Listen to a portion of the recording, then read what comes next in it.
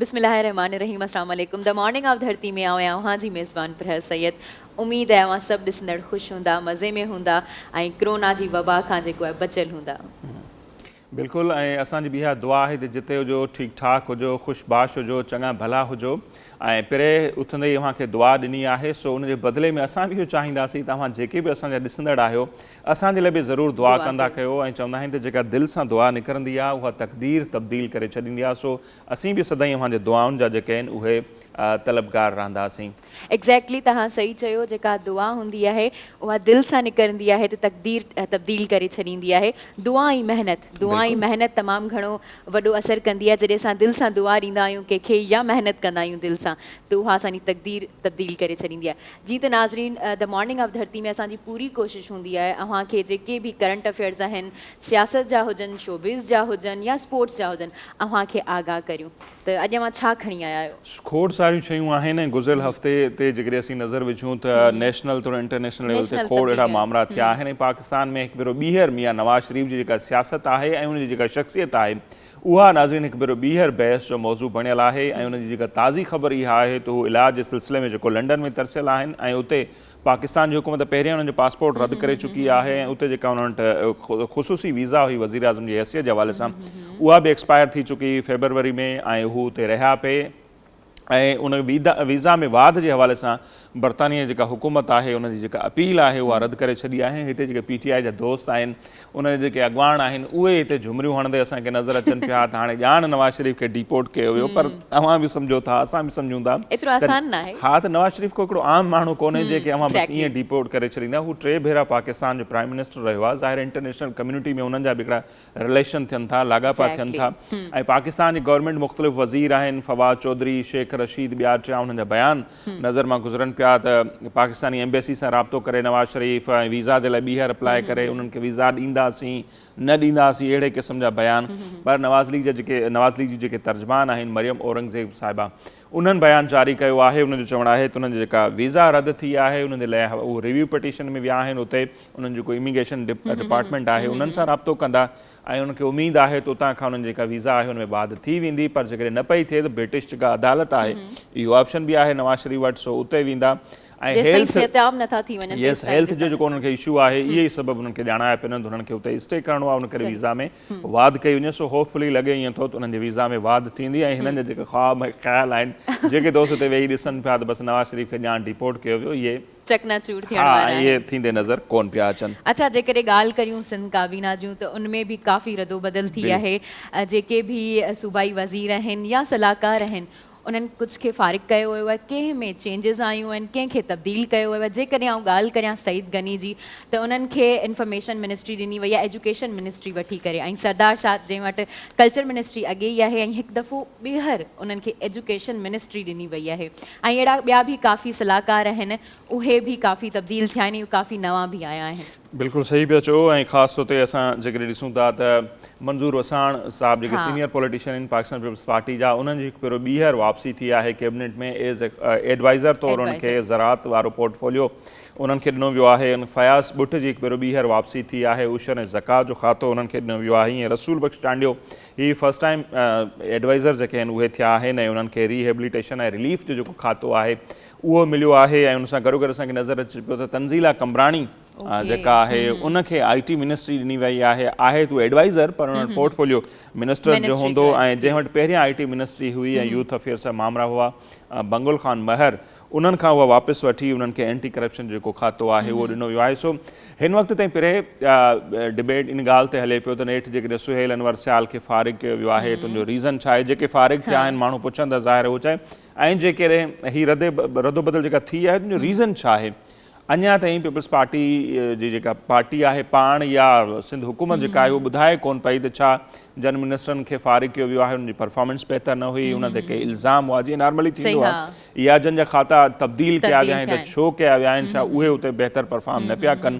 जीअं सईद गनी हुजे या जेके ॿिया आहिनि नासिर शाह ॿिया छा सो हाणे उन्हनि सवालनि जा जवाब स्टिल रहनि था त नेठि या रदोबदल छो थी आहे, छा हाणे थींदो ईअं आहे पाकिस्तान में थोरो जुगो थी वेंदो त 3 साल जॾहिं गवर्नमेंट जा पूरा थिया आहिनि वफ़ाक़ी या सूबाई हुजे पोयां 2 साल उनखे इलेक्शन ईयर काउंट कयो वेंदो आहे त पोइ जेके भोतार सरदार ज़ाहिरा पीपल्स पार्टी सां गॾु आहिनि उन्हनि जी इहा हूंदी त भई असांखे कुझु ई कोन मिलियो कंहिंखे पोस्टूं ॾेई ख़ुशि बि करिणो हूंदो आहे त तीअं वरी इलेक्शन में उहो असांखे सपोर्ट कनि हिकिड़ो सबबु इहो बि थी सघे तव्हां सम्झो ख़ुशि कयो आहे ॿियो छा सभिनी खे ख़ुशि कयो आहे सभिनी खे राज़ी कयो आहे बिल्कुलु लॻे ईअं थो ऐं उन सां गॾोगॾु जेको रहीम यार ख़ान में इंतहाई अफ़सोसनाक वाक़ियो पेश आयो मंदर ते जेको हमिलो थियो उनजो वज़ीर आज़म पाकिस्तान इमरान ख़ान साहिबु सख़्ती सां नोटिस वरितो आहे ऐं जवाबदारनि ख़िलाफ़ु सख़्तु कार्रवाई जी हिदायत कई आहे गॾोगॾु असांखे नज़र अचे पियो त सुप्रीम कोर्ट जो चीफ जस्टिस बि उन मामले जो सख़्ती सां नोटिस वरितो आहे ऐं अॼु उनजी जेका आहे गुज़री बि हेयरिंग थी आहे ऐं अॼु बि उन ते डिबेट थिए पियो ऐं ईंदड़ जेका 16 अगस्त आहे उन ते जेका आहे उहा हेयरिंग थियणी आहे जंहिंमें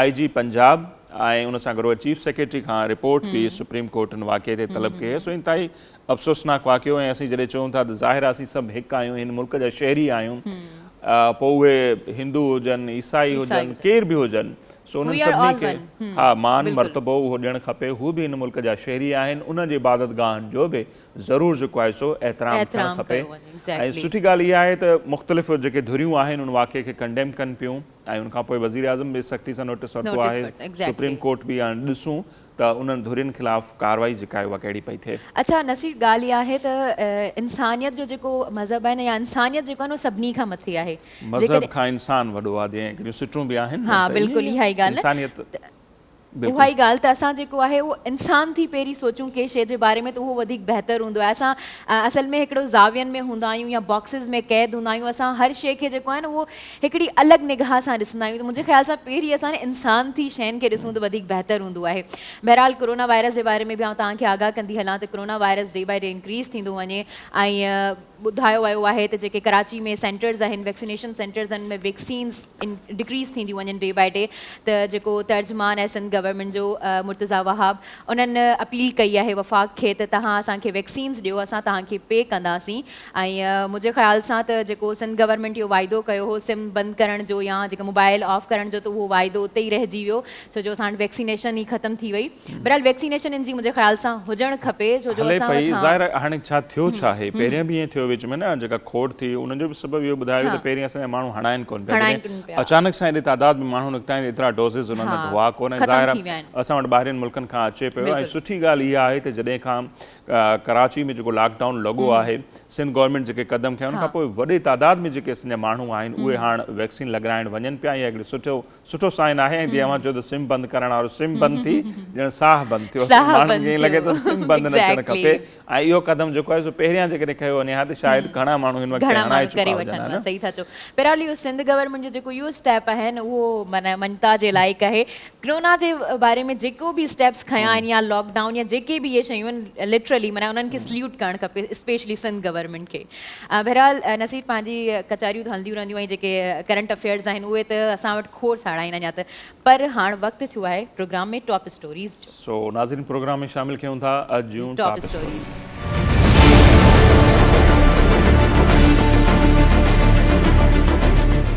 लंडन में मौजूद नवाज़ लीग कायद मियां नवाज़ शरीफ जी वीज़ा में वाद बाबति दरख़्वास्त रद्द खेस डिपोर्ट करण जा चर्चा पाकिस्तानी हुकूमत जो चवणु आहे त खेस पासपोर्ट बहाल कराइण लाइ दरख़्वास्त ॾियणी पवंदी नवाज़ लीग तर्जुमान जो चवणु आहे त नज़रसानी दरख़्वास्त दाख़िल करे छॾी आहे ऐं इलाज थियण ताईं नवाज़ शरीफ बर्तानिया में ई रहंदो सिंध काबीना में वॾे पैमाने ते थियल फेरफार ते तर्जिया ऐं तबसरा हलंदड़ आहिनि त मौजूदा वक़्त में उन्हनि जी ज़रूरत छो पेश आई सुहेल अनवर सियाल हरीराम किशोरी लाल तोड़े फराज़ डेरो खे छो फारिग कयो वियो सबब न ॿुधाया विया नई रदोबदल बाद वॾे वज़ीर जे माउन ख़ासि जो अंग वधी 15 ताईं पहुची वियो आहे हद आहे माण्हू कोरोना जहिड़ी वबा दौरान बि करप्शन खां नथा मुड़नि एडिटर जनरल ऑफ पाकिस्तान जी रिपोर्ट मूजिबि ख़ैबर पख्तूनख्वा सूबे में कोरोना रिलीफ फंड में 3 अरब रुपयनि खां वधीक जी करप्शन कई वई आहे मुज़फ़राबाद में आज़ाद कश्मीर प्रीमियर लीग जा मैचिस हलंदड़ 6 मुख़्तलिफ़ टीमूं हिसो वठी रहियूं आहिनि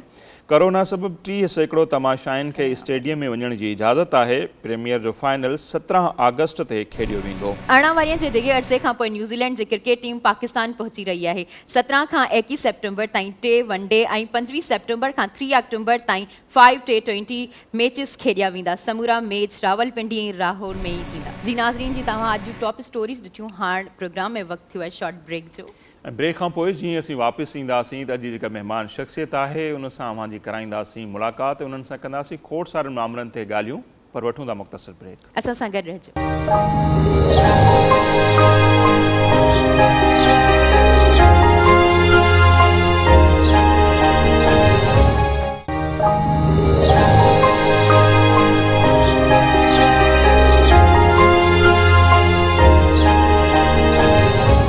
नाज़रीन ब्रेक खां पोइ हिकु भेरो ॿीहर द मॉर्निंग ऑफ धरती में अव्हां सभिनी खे चऊं था भलीकार ऐं मूंखे ॿुधाईंदो वञो त पाकिस्तान इंजीनियरिंग काउंसिल मुल्क जे इंजीनियर्स जो जेको आहे हिकिड़ो नुमाइंदा इदारो आहे ऐं हीउ इदारो वफ़ाक़ी तौरु जेके सूबाई हुकूमतूं आहिनि उन्हनि जी रहनुमाई बि कंदो रहे थो ऐं हिकिड़े थिंक टैंक तौरु कमु करे थो। ऐं पाकिस्तान इंजीनियरिंग काउंसिल में हर 3 सालनि खां पोइ जेका आहे उनजी चूंड थींदी आहे, जंहिंमें सॼे मुल्क में जेके रजिस्टर उन्हनि जा 2.25 लख जे लॻभॻि जेके वोटर आहिनि उहे पंहिंजे वोट जो हक़ इस्तेमालु कंदा आहिनि। उहे चेयरमैन, सीनियर वाइस चेयरमैन, चइनी सूबनि जे लाइ वाइस चेयरमैन, सूबाई चीफ ऐं उन सां गॾोगॾु जेके गवर्निंग बॉडी जा 40 मेंबर आहिनि उन्हनि जे लाइ हू वोट जो हक़ इस्तेमालु कंदा आहिनि। ऐं सुभाणे पाकिस्तान इंजीनियरिंग काउंसिल जी जेका आहे उहा मरकज़ी इलेक्शन थिए पई। सॼे मुल्क में उनजो काफ़ी चहचटो आहे ऐं 3 जेके मुख़्तलिफ़ ग्रुप आहिनि उहे इन में हिसो वठी रहिया आहिनि ऐं उन मंझां ई नेशनल इंजीनियरिंग अलायंस जा जेके रूह रवां आहिनि साईं मुख़्तियार शेख साहब, अॼु उहे असांजा महिमान आहिनि। असीं उन्हनि सां कंदासीं खोड़ सारियूं ॻाल्हियूं पाकिस्तान इंजीनियरिंग काउंसिल जे हवाले सां, हिन इलेक्शन जे हवाले सां ऐं पाकिस्तान जा जेके इंजीनियर आहिनि उहे जन मसइलनि खे मोह ॾियनि पिया था उन्हनि जे हवाले सां असीं उन्हनि सां खोड़ सारियूं ॻाल्हियूं कंदासीं। मुख़्तियार शेख साहब तमामु घणी महिरबानी, अव्हां असांजे प्रोग्राम में आया ऐं ज़ाहिर आहे इलेक्शन सुभाणे आहे त काफ़ी बिज़ी बि हूंदा, उनजे बावजूदि अव्हां वक़्तु कढी आया, लख लाइक़। सो जेकॾहिं उथंदे ई असांजा जेके खोड़ सारा ॾिसंदड़ आहिनि मे बि उन्हनि खे इन इदारे जे स्ट्रक्चर जे हवाले सां, इदारे जे हवाले सां एतिरी इन्फॉर्मेशन न हुजे, सो असीं ज़रूरु इहो चाहींदासीं त अव्हां जेकॾहिं पाकिस्तान इंजीनियरिंग काउंसिल जे हवाले सां ॿुधायो त हिन इदारे जो स्ट्रक्चर कीअं आहे। हीउ इदारो जीअं मुख़्तसर मूं चयो त हुकूमतुनि खे सपोर्ट त कंदो आहे, पर कहिड़ी मद में कीअं कंदो आहे, सो उहो जेकॾहिं थी वञे त पोइ पाण इलेक्शन ते बि ज़रूरु ईंदासीं। पाकिस्तान इंजीनियरिंग काउंसिल जेको आहे स्टेचुटरी बॉडी आहे, उनजो जेको आहे सो असां वटि इंजीनियरिंग रजिस्ट्रेशन थींदी आहे। इन खां अलावा कॉन्ट्रेक्टर्स जेके आहिनि, जेके मुल्क में जेके बि कमु कनि था गवर्नमेंट जो, उनजे उहे असां वटि रजिस्ट्रेशन कराईंदा आहिनि। उनखां सवाइ को बि गवर्नमेंट जो या ॿियो कमु नथा करे सघनि। उनखां अलावा असां वटि कंसल्टेंट्स जेके बि पाकिस्तान में जेके प्रोजेक्ट्स हलंदा आहिनि उन लाइ कंसल्टेंट्स मुंतख़िब कया वेंदा आहिनि, त उहे जेके आहिनि उहे बि असां वटि रजिस्टर थींदा आहिनि। इहे 3 जेको आहे सो PEC जो इहो कमु आहे त जेके जीअं तव्हां ॿुधायो त गवर्नमेंट खे जेको आहे असां माना जेके उनखे कंहिं बि हिन में ज़रूरत पवंदी आहे त असां उनखे एडवाइस ॾींदा आहियूं। असां जूं थिंक टैंक्स हूंदियूं आहिनि, असांजी एडवाइज़री काउंसिल हूंदियूं आहिनि जेके गवर्नमेंट जी सपोर्ट कंदियूं आहिनि हिन मामले में। तव्हांजो वसी एक्सपीरियंस आहे इंजीनियरिंग काउंसिल में, त असांजा जेके पाकिस्तान जा इंजीनियर्स आहिनि उन्हनि जा मुख्य जेके प्रॉब्लम्स आहिनि उहे कहिड़ा आहिनि, उन्हनि खे कहिड़नि हर्डल्स खे मुंहुं ॾियणो पवे थो ऐं उन्हनि जो हल छा आहे? सभिनी खां वॾो प्रॉब्लम त असां वटि जेको आहे सो इंजीनियर्स जी जॉबलेस वञण जो आहे। हिन वक़्तु असां वटि तक़रीबन 1 लख खां वधीक इंजीनियर बेरोज़गार आहिनि। उन्हनि जे लाइ असांखे मेन उन्हनि जे लाइ ई जेको आहे सो कमु करिणो आहे, छाजे करे जो उहे वीचारा काफ़ी नेग्लेक्ट थिया आहिनि इंजीनियर्स। असां वटि जेका माना जेके इंजीनियर हिकिड़ा साल में 22,000 निकिरनि था, त असां वटि जॉब 5-6 हज़ार आहिनि, बाक़ी बेरोज़गार था रहनि। उनजे लाइ असां हाणे हींअर त जेको असांजो प्लान आहे या असां नेशनल इंजीनियर्स अलायंस जो मंशूर आहे, उन में इहो आहे त जीअं डॉक्टर्स जो हाउस जॉब थो थिए, सिमिलर इन तरीक़े सां पेड इंटर्नशिप असां इंजीनियर खे ॾींदासीं, जेके इंडस्ट्रीज़ में पंहिंजो यूनिवर्सिटीज़ में मुख़्तलिफ़ जॻहुनि ते जेको आहे सो या कॉन्ट्रेक्टर्स वटि या कंसल्टेंट उहे उनखे असां इंटर्नशिप ॾियाराईंदासीं। या वॾनि इदारनि में जीअं KPT आहे, पंहिंजो इहो असांजो जेको आहे शिपयार्ड आहे, त इते जेको आहे असां इन्हनि खे जेको आहे इंटर्नशिप ॾियाराईंदासीं त जीअं पे उनजे लाइ PEC कंदी, बाक़ी जेको आहे सो माना हिनखे फ्री ट्रेनिंग हो कराईंदा जेके एजेंसीज़ आहिनि या इंडस्ट्रीज़ आहिनि उहे।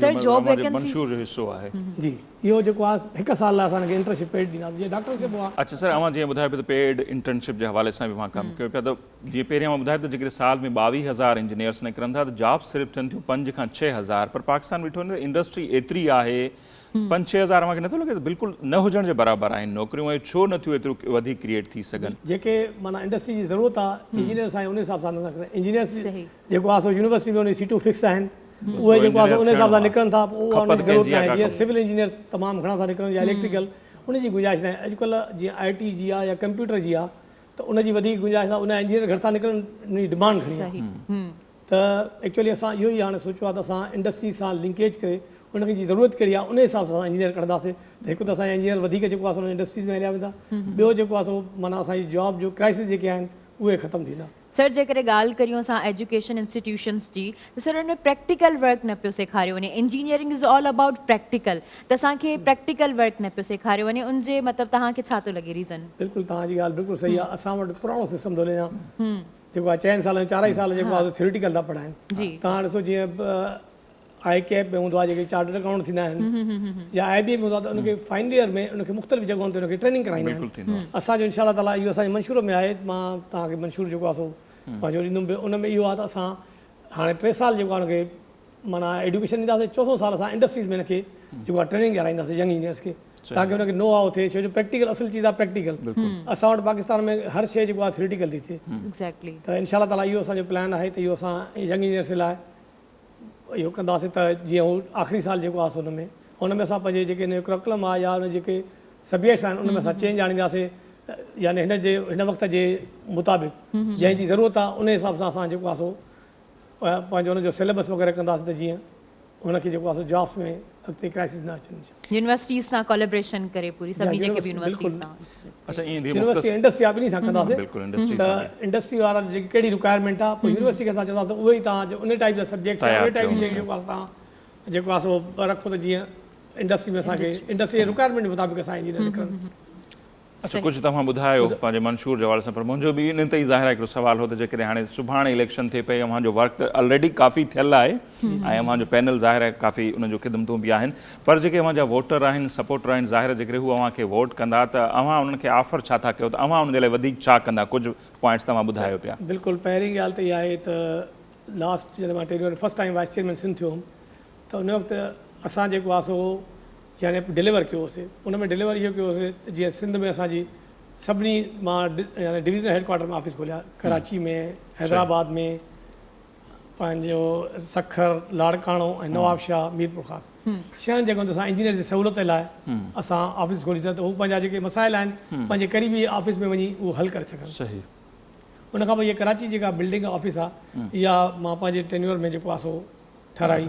इहो उनखां अलावा जेको आहे मां 2014 में हिकिड़ो जॉब फेयर करायो एक्सपो सेंटर में, जंहिंमें तक़रीबन असांजा 22 कंपनियूं ॿाहिरि आहियूं, माना UAE, कतर, सऊदी अरबिया ऐं कुझु UAE में ॿाहिरियूं अमेरिकन ऐं यूरोपियन कंपनियूं, उहे बि हिते पाकिस्तान आहियूं।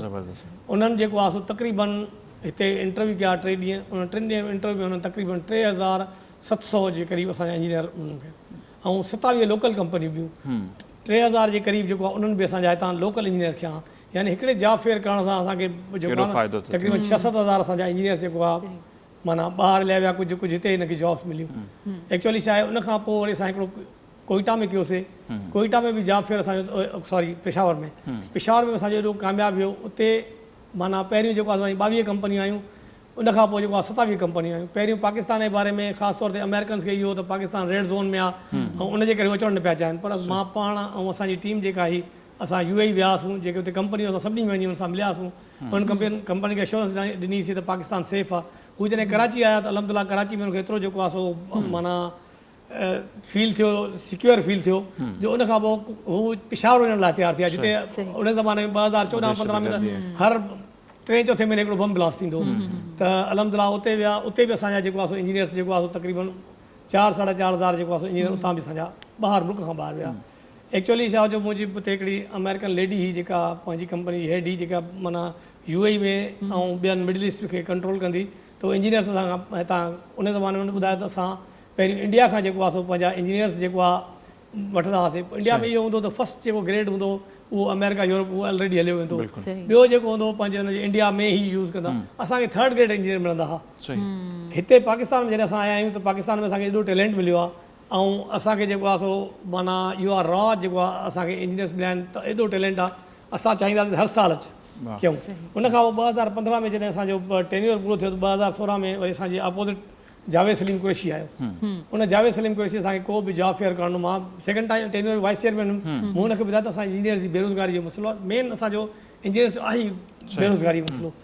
त हुन जेको आहे माना इन करे असांखे करणु ॾिनो त शायदि मां हुन जा मुखालिफ़ पॉज़िटिव आहिनि। मुखालफ़त जे करे न करण ॾिनी। उन खां पोइ मां हिनखे असां माना पंहिंजे दौर में 6 हंधनि ते असां प्लॉट वरितासीं त असां पंहिंजे यंग इंजीनियर्स जे लाइ इंजीनियर्स क्लब ठाहियूं। छो जो इंजीनियर्स इलाइक़ा अहिड़े क़िस्म एंटरटेनमेंट जी आहे कोन क्लब, ऐं जेके क्लब्स आहिनि उनजा माना एॾा महांगा उहो आहिनि फीस, ऐं दे कैन नॉट अफोर्ड, असां इंजीनियर नथा अफोर्ड करे सघनि। उन खां पोइ जेको आहे सो इहो इंजीनियरिंग ॿियो असांखे महिराण यूनिवर्सिटी हिकिड़ी 16 एकड़ ज़मीन ॾिनी आहे जेका हिन वक़्तु ताईं इंटेक आहे। उन में जेको आहे असां इंजीनियर्स जी अकेडमी था ठाहियूं इंशाअल्लाह ताला। हाणे हिन दफ़े असां अची वियासीं त इहो मुंहिंजे सिंध जे इंजीनियर सां वाइदो आहे त मां हिनखे सिंध जे इंजीनियर जे लाइ हिकिड़ी अकेडमी ठाहींदुमि ताकी हुनजी ग्रूमिंग थिए, हुनखे असां पहिरियों ट्रेन कयूं। छो जो असांजे इंजीनियर्स खे इंटरव्यू ॾियण जे लाइ इहा ख़बर न आहे त वञी पोइ इंटरव्यू ॾियण वञिबो आहे त कहिड़े तरीक़े सां माण्हू प्रिपेयर थिए, कहिड़े तरीक़े सां सुवाल जो जवाबु ॾिए, या कंहिंखे कीअं माना जेको आहे इंट्रैक्शन कीअं कजे। त इहे सभु शयूं असां जीअं सिविल सर्विस अकेडमी आहे इन तरीक़े सां इंशाअल्लाह ताला असां हिकिड़ी अकेडमी ठाहींदासीं हुते, इंजीनियर्स क्लब ठाहींदासीं, ऐं इंजीनियर्स जे लाइ जेको आहे हिकिड़ी असां PEC ऑफिस जेका आहे उन में असां ठाहियूं। सही। अच्छा सर, तव्हां पाकिस्तान इंजीनियरिंग काउंसिल जा सिंध जा वाइस चेयरमैन रही चुका आहियो 2 दफ़ा। सर उनजो एक्सपीरियंस शेयर कजो असां सां। मां 2012 खां वठी 15 ताईं असीं इंजीनियर काफ़ी जेको आहे सो ख़िदमत कई। सभ खां पहिरियों असां वटि पहिरियों इहो हूंदो त इंजीनियर्स जॾहिं माना पहिरियों असांजा कार्ड ठहंदा, उहे कार्ड जेको आहे सो हूंदा हुआ गते जा, उहो 2-3 महीननि में ख़राबु थी वेंदा। असीं जी हाणे क्रेडिट कार्ड टाइप आहे, इन टाइप जा असां कार्ड ठाहिया आहिनि। उन में हिकिड़ी जेको आहे सो माना हिकिड़ी पुठियां हिकिड़ी स्ट्रिप लॻल आहे। स्ट्रिप में इहो आहे जेको माना स्वाइप कंदो त उनजो सॼो रिकॉर्ड अची वेंदो त पास कॾहिं कई आहे, किथां पास कई, कहिड़ा सर्टिफिकेट जो चाहींदो, डोमिसाइल जेके सर्टिफिकेट हुन असांखे शयूं ॾिनियूं उहे सभु हुनखे मिलनि। त असां इहो पहिरियों त हुनखे कंप्यूटराइज़ करे इलेक्ट्रॉनिकली करे त जेको आहे सो इंजीनियर्स लाइ हिकिड़ी सहूलियत कईसीं। बारकोड टाइप जीअं बारकोड टाइप बिल्कुलु। अच्छा शेख साहब, पहिरें तव्हांखे वरी इंतिसाल कयो, पर मुंहिंजो जेके सुवाल आहे जेके ॿिया अव्हांजा अपोज़िट 2 ग्रुप आहिनि उन्हनि सां बि जेकॾहिं ईअं राब्तो कजे थो त उहे बि तक़रीबन अहिड़े क़िस्म जा दावा ऐं वाइदा त कनि था त असीं बि हीअं कंदासीं।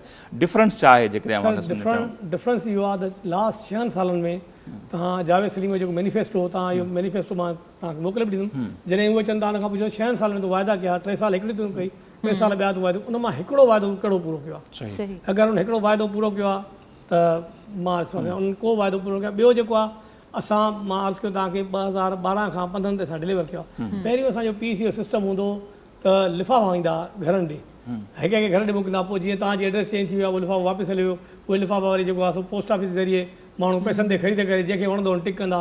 उन इहा ख़बर न हूंदी त चेयरमैन केरु आहे, इंजीनियर ख़बर ई न हूंदी पाकिस्तान जे चेयरमैन केरु आहे, वाइस चेयरमैन केरु थियो आहे। बसि पंहिंजे इलेक्शन जी ख़बर पहिरियों त हाणे जीअं तव्हांखे आहे, तव्हां वटि असां आया आहियूं, माण्हू खे ख़बर 8 अगस्त इलेक्शन आहे त माण्हू जेको आहे सो ज़हनी तौर ते बि तयारु आहिनि। असांखे ईअं पुछंदा किथे पोलिंग स्टेशन आहे, उते किथे वोट ॾियणो आहे। हर शहर में जेको असांजी पोलिंग स्टेशन आहिनि। त उन ज़माने में इहो लिफ़ाफ़ा कल्चर हूंदो त इहा शइ न हुई। असां सभिनी खां पहिरियों नेशनल असेंबली मां इहो असां चेंज करायोसीं त फिज़िकल वोटिंग हुजे जेका अॼु आहे। नेशनल असेंबली ऐं पंहिंजो जेको आहे सो सेनेट मां, छो जो ज़ाहिरी ॻाल्हि आहे को बि अमेंडमेंट थींदी आहे कंहिं एक्ट में, छो जो असांखे PEC एक्ट आहे 1976, उन एक्ट में असां अमेंडमेंट कराईसीं। इहा इंजीनियर्स खे वॾो असां हक़ु ॾिनोसीं त घटि में घटि असां हुनजे साम्हूं अची सघूं, उनजे सवालनि जा जीअं तव्हां पुछो तव्हां छा कयो आहे त इहो असां ॿुधाए सघूं था त हींअर असां हीअ शयूं कयूं आहिनि, उनजे करे असां वोट जा हक़दार आहियूं। ॿियनि जेको आहे 6 सालनि में कुझु बि कोन कयो आहे। जीअं मां तव्हांखे ॿुधायां त सिंध में जेको आहे सो इन लास्ट 6 ईयर में 1 रुपयो कोन ॾिनो आहे जावेद सलीम कुरैशी साहब, सिंध इवन बलूचिस्तान में बि। बाक़ी हिन पंजाब में जेको आहे लाहौर में 2 अरब रुपया ॾिना, 1.5 अरब रुपयो हिन ॾिनो, पंहिंजो इस्लामाबाद में 1.5 अरब रुपयो हिन ॾिनो, KPK में। पर या त हिते बिल्डिंग ठहनि थियूं। असांजी कराची वारी बिल्डिंग 6.5 करोड़ में ठहे, उहो जेको आहे लाहौर वारी 2 बिलियन में थी ठहे। यानी इंजीनियर कराची में वधीक तक़रीबन रेवेन्यू जेको आहे सो 55% असांजे सिंध ॾींदो आहे, बाक़ी 45% जेको आहे सो ॿियनि हंधा ईंदो आहे रेवेन्यू जे लिहाज़ खां। त उते जेको आहे न कुझु बि कोन ॾिनो। ऐं उन जॻहनि ते जेको आहे सो माना ॾिनी जिते इंजीनियर बि घटि आहिनि। लाहौर खां लाहौर में मिसाल जी ॻाल्हि 37,000 आहिनि, असांजे हिन में कराची में जेको आहे 58,000 इंजीनियर्स आहिनि।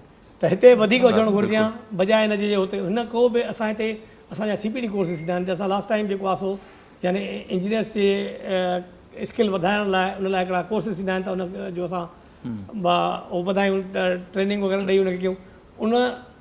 उनजे लाइ मां हिकिड़ो हॉल पियो ठाहिणु चाहियां। हिते मां कोई मुंहिंजे ख़्याल में कोई 60-70 लख आहे त हीअ न कोन ॾिना, त असां हुते ट्रेनिंग कराईंदा आहियूं त पर उहे बि न कोन ॾिना, त उहो असां जेको आहे CPT लाइ हॉल बि न ठाहे सघियासीं।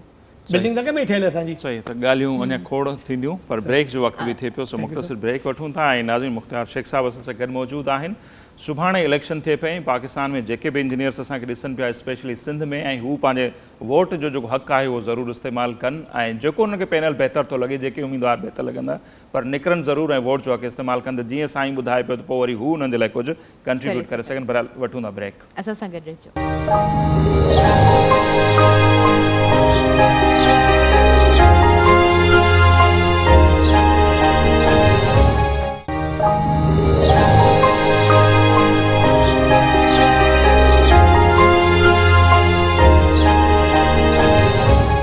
जी नाज़रीन ब्रेक खां पोइ हिकु भेरो ॿीहर अव्हांखे द मॉर्निंग ऑफ धरती में भलीकार चऊं था ऐं साईं मुख़्तार शेख साहब असां सां गॾु मौजूदु आहिनि प्रोग्राम में ऐं इंजीनियरिंग काउंसिल जे पाकिस्तान इंजीनियरिंग काउंसिल जी सुभाणे जेका चूंड थिए पई सिंध जे हवाले सां सीनियर वाइस प्रेसिडेंट जे उहिदे ते हू इलेक्शन विढ़नि पिया टियों भेरो सो खोड़ सारियूं ॻाल्हियूं अञा असां अव्हांखे पुछंदासीं सम्झणु चाहींदासीं त मुंहिंजे ज़हन में ईअं सर सवाल पियो अचे त जॾहिं वकीलनि जी चूंड थींदी आहे या मुख़्तलिफ़ जेके हिते ॿियूं बॉडीज़ आहिनि इदार वॾो उन्हनि जो चहचटो हूंदो आहे गहमा गहमी जेका पर एॾो वॾो तादाद आहे 3.25 लख वोटर आहिनि अव्हांजा माना पर उन्हनि जी का अहिड़ी ख़ासि एक्टिविटीज़ असांखे नज़र न पई अचे मीडिया ते स्पेशली त उनजा के ख़ासि सबब आहिनि। बिल्कुलु एक्चुअली जेको असांजा 3.25 लख त रजिस्टर्ड मेंबर आहिनि पर माना वैलिड मेंबर जेको आहे जीअं तव्हां वटि वकील में हूंदो आहे जेको फीस भरींदो आहे उहो वैलिड हूंदो आहे त असांजी जेको आहे सो लाइफ टाइम मेंबरशिप जेको आहे 1000 रुपया हिकिड़ो दफ़ो जंहिं 1000 रुपया भरियो उहो सॼी ज़िंदगी ॿीहर पेमेंट न कंदो उहो माना असांजो लाइफ मेंबर जेको आहे उहो हर 3 साल बाद वोट लाइ एलिजिबल आहे त असां वटि जेको आहे इन करे इहा न थींदी आहे जो गहमा गहमी आहे इहो त असांजे एक्ट में इहो परमिट न आहे त तव्हां कन्विंसिंग करे सघो या तव्हां जेको आहे पंहिंजे इंजीनियरनि ताईं जेको आहे पंहिंजो पैगाम थ्रू जेको आहे सोशल मीडिया या असां ॿिए तरीक़े सां करे सघूं था पर असां डायरेक्टली असां नथा करे सघूं। ओके इन जे करे थिए थो इन जे करे असां इहो रिस्ट्रिक्शन आहे असांजी एक्ट में जे अगरि मूं ते प्रूव थी वियो त मां अहिड़ो कयो आहे कन्विंसिंग कई आहे या कया त मूंखे नाल करे सघनि था। प्रोग्राम में त ॻाल्हि ॿोल थी सघे असां त प्रोग्राम ही त जनरल आहे हिकिड़ो ही प्रोग्राम हिकिड़ो जनरल आहे हिन में त ज़ाहिरी ॻाल्हि तव्हां पुछंदा पीस या प्रॉब्लम्स कहिड़ा आहिनि या पीस खे तव्हां छा करणु चाहियो था त घटि में घटि मां पंहिंजे इंजीनियर्स खे ॿुधायां त असांजो प्लान ही आहे असांजी इहा कन्विंसिंग न आहे इहा हिकिड़ी तोखे नॉलेज ॾियणी आहे। सही तव्हां ॿुधायो पिया तॾहिं ई तव्हांखे वोट मिलंदा न लाज़मी ॻाल्हि आहे जॾहिं असांखे ख़बर पवंदी मुंहिंजे मुंहिंजे स्ट्रक्चर जे बारे में मुंहिंजे बारे में ख़बर पवंदी त मां कहिड़ा कम कया आहिनि कहिड़ा कम करणु चाहियां थो पोइ उनखे डिसाइड करण में आसानी थींदी या ॿियनि कहिड़ा कम कया आहिनि त उहो जेको आहे असां डिफरेंस कंदा उनखां पोइ वोट कंदा।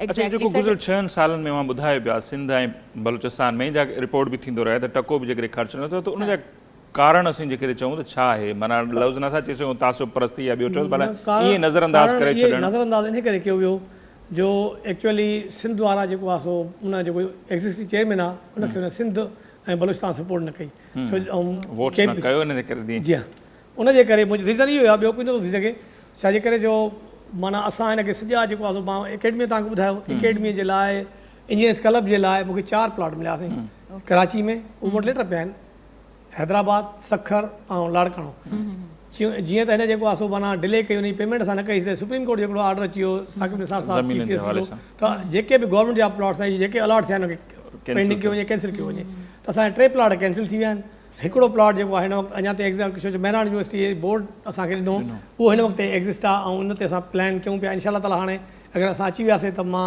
पंहिंजे दोस्तनि खे इहो प्रॉमिस बि कयां थो त इहो मां हिनखे एकेडमी ठाहे ॾींदुमि छो इनशा ताला हिन वक़्तु उमेदु आहे त असांजो चेयरमैन जेको नजीब हारून आहे इहो अची वेंदो त इनशा ताला फंड्स बि असां हुन खां वठंदासीं एक्चुअली पाकिस्तान इंजीनियरिंग काउंसिल में चेयरमैन खे वधि में वधि पावर हूंदा आहिनि हुनखे को बि अहिड़ो पावर हूंदो आहे 3A जीअं ऑर्डिनेंस थींदो आहे अहिड़े तरीक़े सां 3A टाइप जेको आहे असांखे हिकिड़ो ऑर्डिनेंस टाइप उहो कंहिं वक़्तु पढ़ी सघे थो उहो बाद में जीअं असेंबली खां अप्रूव कराइबो उहो असांजी गवर्निंग बॉडी खां अप्रूव कराईंदा आहिनि त जेकॾहिं इनशा ताला असांजो चेयरमैन आयो त मां हिन सां वाइदो थो कयां सिर्फ़ु हैदराबाद में न पर जीअं कराची सखर लाड़काणो वॾा जेके डिविज़नल हेडक्वाटर नवाब शाह इन्हनि ऐं मीर प्रकाश इन्हनि में असां जेको आहे सो हिनखे पूरी सिंध जे डिविज़नल हेडक्वाटर में असांखे हिन वक़्तु असांजा ऑफिसिस आहिनि असां हुनखे जेको आहे सो पंहिंजा इंजीनियर्स क्लब ऐं जेको असांखे प्रोवाइड कंदासीं इंजीनियर जी फैसिलिटीज़ लाइ। सर जेकॾहिं ॻाल्हि कजे सीपेक जी जॾहिं सीपेक असां वटि आयो थिए त तमामु घणियूं ॻाल्हियूं हुयूं त इंजीनियर्स खे तमामु घणियूं अपॉर्चुनिटीज़ मिलंदियूं उन्हनि जो रोज़गार थी वेंदो त तव्हांजे बारे में छा था चवणु चाहियो छा इहो मतिलबु थियो आहे?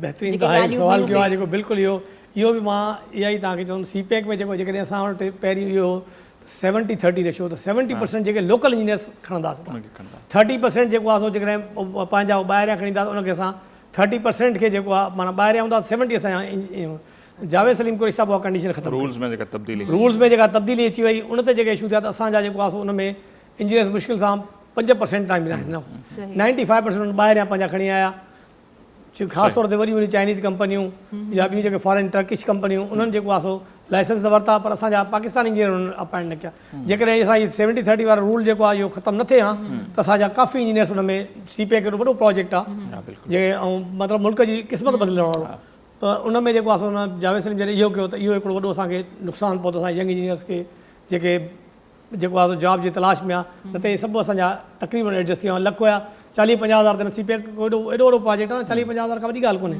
इहे असां एडजस्ट थी वञा इंजीनियर्स सर छा रीज़न आहे तव्हांखे छा थो लॻे ईअं छो थियो बसि उहो कुझु पंहिंजा ज़ाती माना मफ़ाद हूंदा आहिनि कुझु पंहिंजी ज़ाती हुनखे जेको आहे हुन सां कंपनीज़ सां मूंखे त जेका ज़ाती तौर ते ख़बर पई त कुझु कंपनीज़ आहिनि जी पार्टनरशिप बि आहे यानी एक्चुअली छा आहे हुन में पाकिस्तानी कंपनी ऐं ॿई मिली कंदा आहिनि यानी असां हुनखे जेको आहे सो डायरेक्ट ॾींदा आहियूं पर पाकिस्तानी पार्ट जीअं सो UAE में हूंदो आहे त हिकिड़ो पाकिस्तानी UAE जो पार्टनर हुजे हिकिड़ो ॿिए मुल्क जो हुजे त हुनजा 51 ऐं 49 हूंदा अहिड़े तरीक़े सां हिते बि इहो त जेकॾहिं पाकिस्तानी कंपनी जेको आहे सो हुन में 51% पार्टनर हूंदी त अंडर मां चई थो सघां त हुन में लेकिन मूंखे ज़ाती तौर ते जेका मालूमात थी आहे त कुरैशी साहब जेको आहे सो कुझु कंपनी सां पार्टनरशिप में बि आहे इन जे करे हुन रूल्स जेको आहे वायोलेट कया ऐं नुक़सानु कहिड़ो वॾो थियो आहे जेकॾहिं ॾिठो न त हाणे जेकॾहिं उन ते अमल थिए हा उहा ई ॻाल्हि त ऐं ज़ाहिर एॾे सॼे मुल्क में जेके इंजीनियर्स आहिनि उहे ज़ाहिर खपी वञनि हा काफ़ी उन जो कमु मोस्टली खपी वञे हिन वक़्तु एॾी बेरोज़गारी न हुजे असांजी पर हींअर बि असां इंशाअल्लाह ताला आयासीं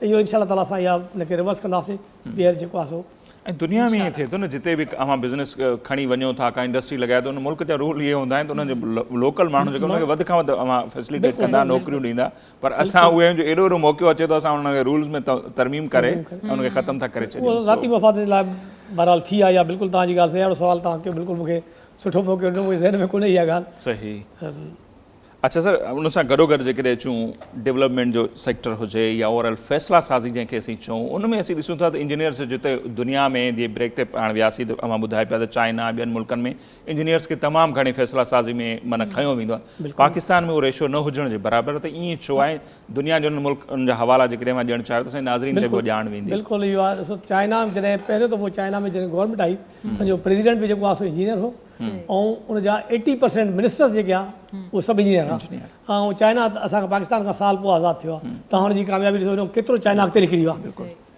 हालांकि पाकिस्तान अॻिते निकिरणु घुरिजे छो पाकिस्तान जो चाइना खां वधीक बहितर कंडीशन हुई पाकिस्तान खे अॻिते निकिरणु घुरिजे ॾिसो को बि मुल्क जेसिताईं तरक़ी नथो करे जेसिताईं हुनजा इंजीनियर जेको आहे सो हुनजे तरक़ी में हिसो नथा वठनि एक्चुअली इंजीनियरिंग यानी जेको मुस्तक़बिल मेमार आहे या जेको तव्हां ॿुधायो था कंहिं बि मुल्क में तरक़ी थी आहे उनजी जेको आहे सो यानी जीअं रोड या ॿियो जेको इंफ्रास्ट्रक्चर आहे उहो जेकॾहिं बहितर थींदो आहे उहो इंजीनियरिंग कंदा आहिनि उहो बहितर थींदो आहे उनजे करे जेको आहे सो माना हुन मुल्क जी तरक़ी थींदी आहे सिर्फ़ु हिन अहिड़े तरीक़े सां जेको आहे सो असांजी जेका मैनिफेस्टो में आहे त इंजीनियरिंग डिपार्टमेंट जा हेड इंजीनियर हुजणु घुरिजनि इहो असांजो आहे त जेके बि इंजीनियरिंग डिपार्टमेंट आहे हिते इहो बदकिस्मती सां पाकिस्तान में इहो आहे त इंजीनियरिंग डिपार्टमेंट जो हेड इंजीनियर न आहे इन जे करे जेको आहे सो प्रॉब्लम हाणे तव्हां ॾिसो जीअं डिस्ट्रिक्ट्स में असांजी जेको आहे सो जेका बि डेवलपमेंट थिए थी उनजो हेड DC आहे ही इज़ नॉन टेक्निकल ही डज़ंट नो एनीथिंग यानी चीफ इंजीनियर मथां बि हुआ यानी DC जेको आहे सो 18 ग्रेड या 19 ग्रेड जो उहो हेड थो करे ऐं चीफ इंजीनियर हुनजे अंडर में वेठा आहिनि त उनखे टेक्निकल कहिड़ी ख़बर ऐं डिसाइड उहा कंदा आहिनि त हे हीअं न हुजे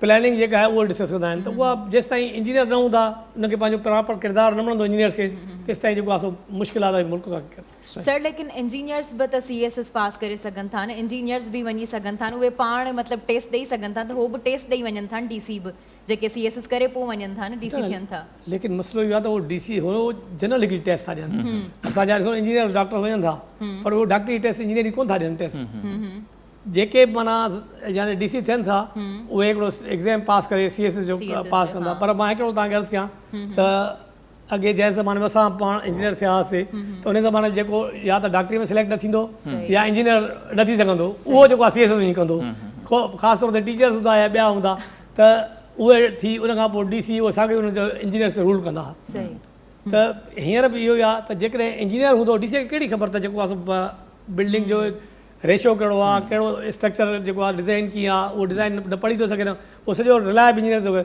जॾहिं ख़ुदा न ख़ासिता का इंक्वायरी थी थिए त उन में जेको आहे चवंदासीं इंजीनियर रेस्पॉन्सिबल असां त नॉन टेक्निकल असांखे ख़बर ई कोन्हे सही यू आर हेड सही तूं फाइनली तूं अप्रूव थो करे जॾहिं तो न आहे त पोइ तूं इहा पोस्ट जेको आहे सो छॾे ॾे असांजी इहा कोशिशि आहे इंशाल्लाह ताला पहिरियों गिलानी साहब जे ज़माने में इहो थियो हो गिलानी साहब जेको आहे सो इहो ऐलान कयो त जीअं उन में काफ़ी ख़ासि तौर ते असांजो हिकिड़ो मिसाल आहे त वापडा जो चेयरमैन इंजीनियर रखियो हुओ सईद रागिब बादशाह साहब सही। चेयरमैन जेको रखियो हुओ उहो रागिब बादशाह साहब हो हींअर तव्हां ॾिसो साॻियो ई मतिलबु आर्मी जो आहे जेको नॉन टेक्निकल जेको माण्हू नॉन टेक्निकल उन कहिड़ी ख़बर अथव जेको आहे केई जो असां उन्हनि केई में वियासीं पंहिंजी जेको आहे उन सां डिस्कस करणु त उतां जो जेको हेड हो उहो चार्टर्ड अकाउंटेंट हो म्यूनिसिपल बि चार्टर्ड अकाउंटेंट आहे त हाणे जेको हिकिड़ी इंजीनियरिंग डिपार्टमेंट आहे हेड चार्टर्ड अकाउंट आहे त इहा जेको आहे कहिड़ी तव्हां रोज़ ॾिसो कई में हीअ प्रॉब्लम आहे हीअ प्रॉब्लम आहे त इहो त जेसि ताईं प्रॉपर जेका जॻह आहे जिते इंजीनियर जॻह आहे इंजीनियर न हूंदो त उहो मुल्क तरक़ी न करे जेका जिन जी तेसि ताईं पोस्ट मसाइला हुजे हल उन ते उहो हुजे अच्छा सर शेख साहब अव्हांजे तजुर्बे मां असीं इहो बि सम्झणु चाहींदासीं का त इंजीनियरिंग ते ई असीं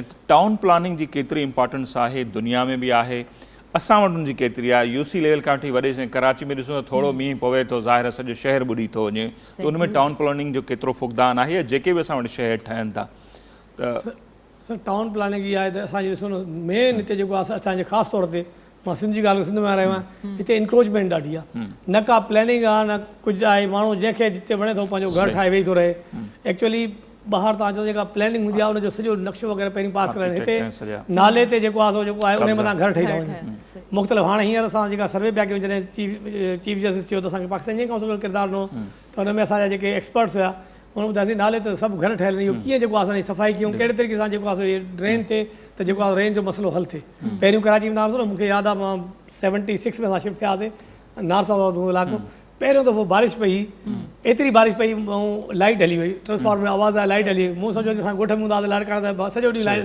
न ईंदी लाइट या पर बिलीव कयो मां हैरान थी वियुमि 15 मिंट लाइट बि अची वई ऐं पाणी जेको आहे उते नाला ठहियल आहे सखी हसन वारे रोड ते असां रहंदासीं उते नाला ठहियल आहे अधु कलाक जे अंदरि सॼो पाणी जेको आहे ड्रेन थी हलियो को माना त पहिरीं जेको आहे प्लैनिंग हुई हींअर जेको आहे न तव्हां ॾिसो चाइना कटिंग मुख़्तलिफ़ शयूं आहिनि जेके त टाउन प्लानिंग जी खोट जेका चओ तरे शहर जेको बि कुझु थिए थो त ॿुॾी था वञनि सही सही अच्छा सर हाणे वेंदे वेंदे टाइम बि असां घटि आहे जे इंडस्ट्री ते बि आउं ज़रूरु चाहींदुसि त असांजा माण्हू अक्सर इहा शिकायत बि कंदा आहिनि त नूरियाबाद क्रॉस था कयूं त कमू शहीद असांजी का इंडस्ट्री सिंध में नज़र कान थी अचे थोरी घणी कोटड़ी में आहे उनखां परते वञे त सीज़नल आहिनि शुगर मिलूं आहिनि या फ्लोर मिलूं आहिनि या जेके सीज़नल शयूं हलनि थियूं उनजो जेको फुक़दान आहे उन सां बि हिकिड़ी बेरोज़गारी में वाह थिए थी या जेके असांजा इंजीनियर्स आहिनि उहे बि नथा लॻी सघनि सिंध में जेका इंडस्ट्री न वधी सघी उनजा कारण मूंखे छा था सर मां तव्हांखे ॿुधायां इहा ॻाल्हि जेको आहे सिंध में न वधण जे करे जो इंडस्ट्रियल इन्हनि ज़ोन न ठाहिया सिंध में इंटरनेशनल हाणे तव्हांखे ख़बर हूंदी हिकिड़ो ख़ैरपुर में ठाहियो स्पेशल इकनॉमिक्स उते मां उते पाण फैक्ट्री आहे जेका माना पाकिस्तान में वॾी वॾी फैक्ट्री आहे जेका पल्प ठाहिण जी आहे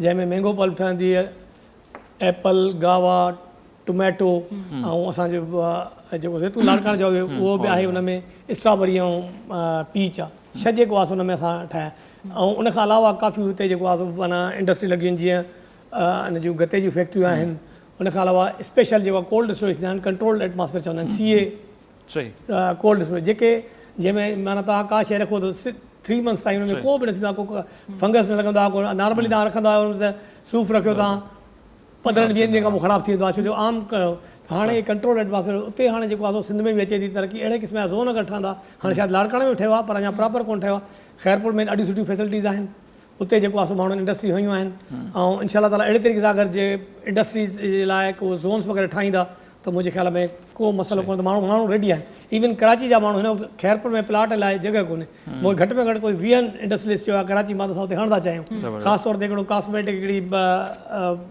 ॿाहिरीं कंपनी आहे उन्हनि जेको आहे सो माना ऑफर ॾिनी आहे त असां जेको आहे हिते हणण लाइ तयारु आहियूं तव्हां असांखे ॾियो ऐं हिननि ॾाढो सुठो ठाहियो आहे हिकु त उन में जेको आहे सो माना तव्हांखे बिजली उते आहे पाणी उते ई आहे गैस टई शयूं तव्हांखे प्रोवाइड कयो नूरियाबाद में इहो आहे त गैस बिजली ऐं इहे शयूं प्रॉब्लम हुयो तव्हां ॾिसो न ॿियो वरी उनजो थोरो लॉ एंड ऑर्डर जो सिचुएशन हिते हलंदो आहे गाड़ी लॉ एंड ऑर्डर जी सिचुएशन कोन्हे ख़ैरपुर में ऐं पूरो जेको आहे सो माना कवर्ड आहे त माण्हू ते जेको आहे सो यानी वठण लाइ तयारु आहिनि पर हिन प्लाट उन्हनि कोन्हे जे प्लाट अहिड़े तरीक़े सां जे सिंध में ॿियनि हंधि ते ठाहियूं त इंशाल्लाह ताला कामयाबु वेंदा मूंखे बिलावल साहिब सां मुंहिंजी मुलाक़ात थी मुंहिंजी लाड़काणे में तव्हां हिनखे कवर कयो आहे पर हिनखे तव्हां इकनॉमिक ज़ोन डिक्लेयर कयो इकनॉमिक ज़ोन में इहे फैसिलिटीज़ आहिनि त तव्हांखे जेको आहे सो माना कस्टम ड्यूटी सेल टैक्स या उहे एग्ज़ेम्प्ट आहिनि जेका तव्हांजी मशीनरी अचे थी मुंहिंजी इटालियन मशीनरी तक़रीबन मूंखे 25 करोड़ रुपया त रुगो कस्टम ड्यूटी जे मद में बचत थी उन खां अलावा हाणे मूंखे 10 साल इनकम टैक्स एग्ज़ेम्प्ट आहे जेका मुंहिंजी इनकम थींदी मां 10 सालनि ताईं का बि गवर्नमेंट खे इनकम टैक्स न ॾींदुमि त इहे फैसिलिटीज़ जेको आहे इन्हनि पहिरियों पंजाब में हतार में मुख़्तलिफ़ जॻहियुनि ते जेको आहे ॾिनो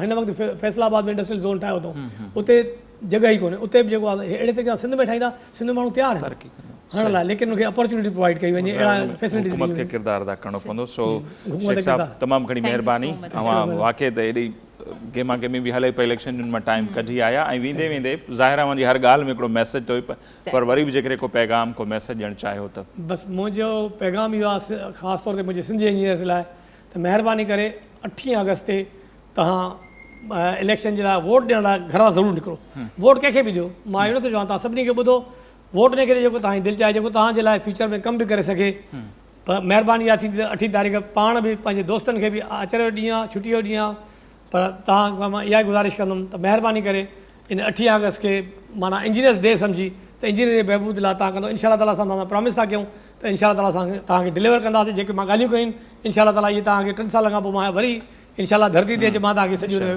ॿुधाईंदो मां कहिड़ा कम कया कहिड़ा मुंहिंजा रहिजी ॻाल्हि उहा आहे त वोट जो जेको हक़ आहे उहो ज़रूरु इस्तेमालु करणु खपे इहो अव्हां ते कंहिंखे था ॾियो पर ज़रूरु अचो ऐं सुभाणे ई पंहिंजो हक़ जेको आहे सो इस्तेमालु कयूं शेख साहिबु खोड़ सारियूं ॻाल्हियूं कयूं आहिनि असां हिननि मां उमेद इहा कयूं था त उन्हनि ते उहो ज़रूरु अमल कंदा ऐं पाण वक़्तनि फ़वक़्तनि उन्हनि सां राब्ते में बि ज़रूरु रहंदासीं हिते वक़्तु थिए पियो ब्रेक जो सो वठूं था मुख़्तसर ब्रेक ऐं ब्रेक खां पोइ बि हिन प्रोग्राम में मुख़्तलिफ़ जेके सेगमेंट आहिनि उहे शामिलु करण जो सिलसिलो जारी रहंदो असां सां गॾु रहिजो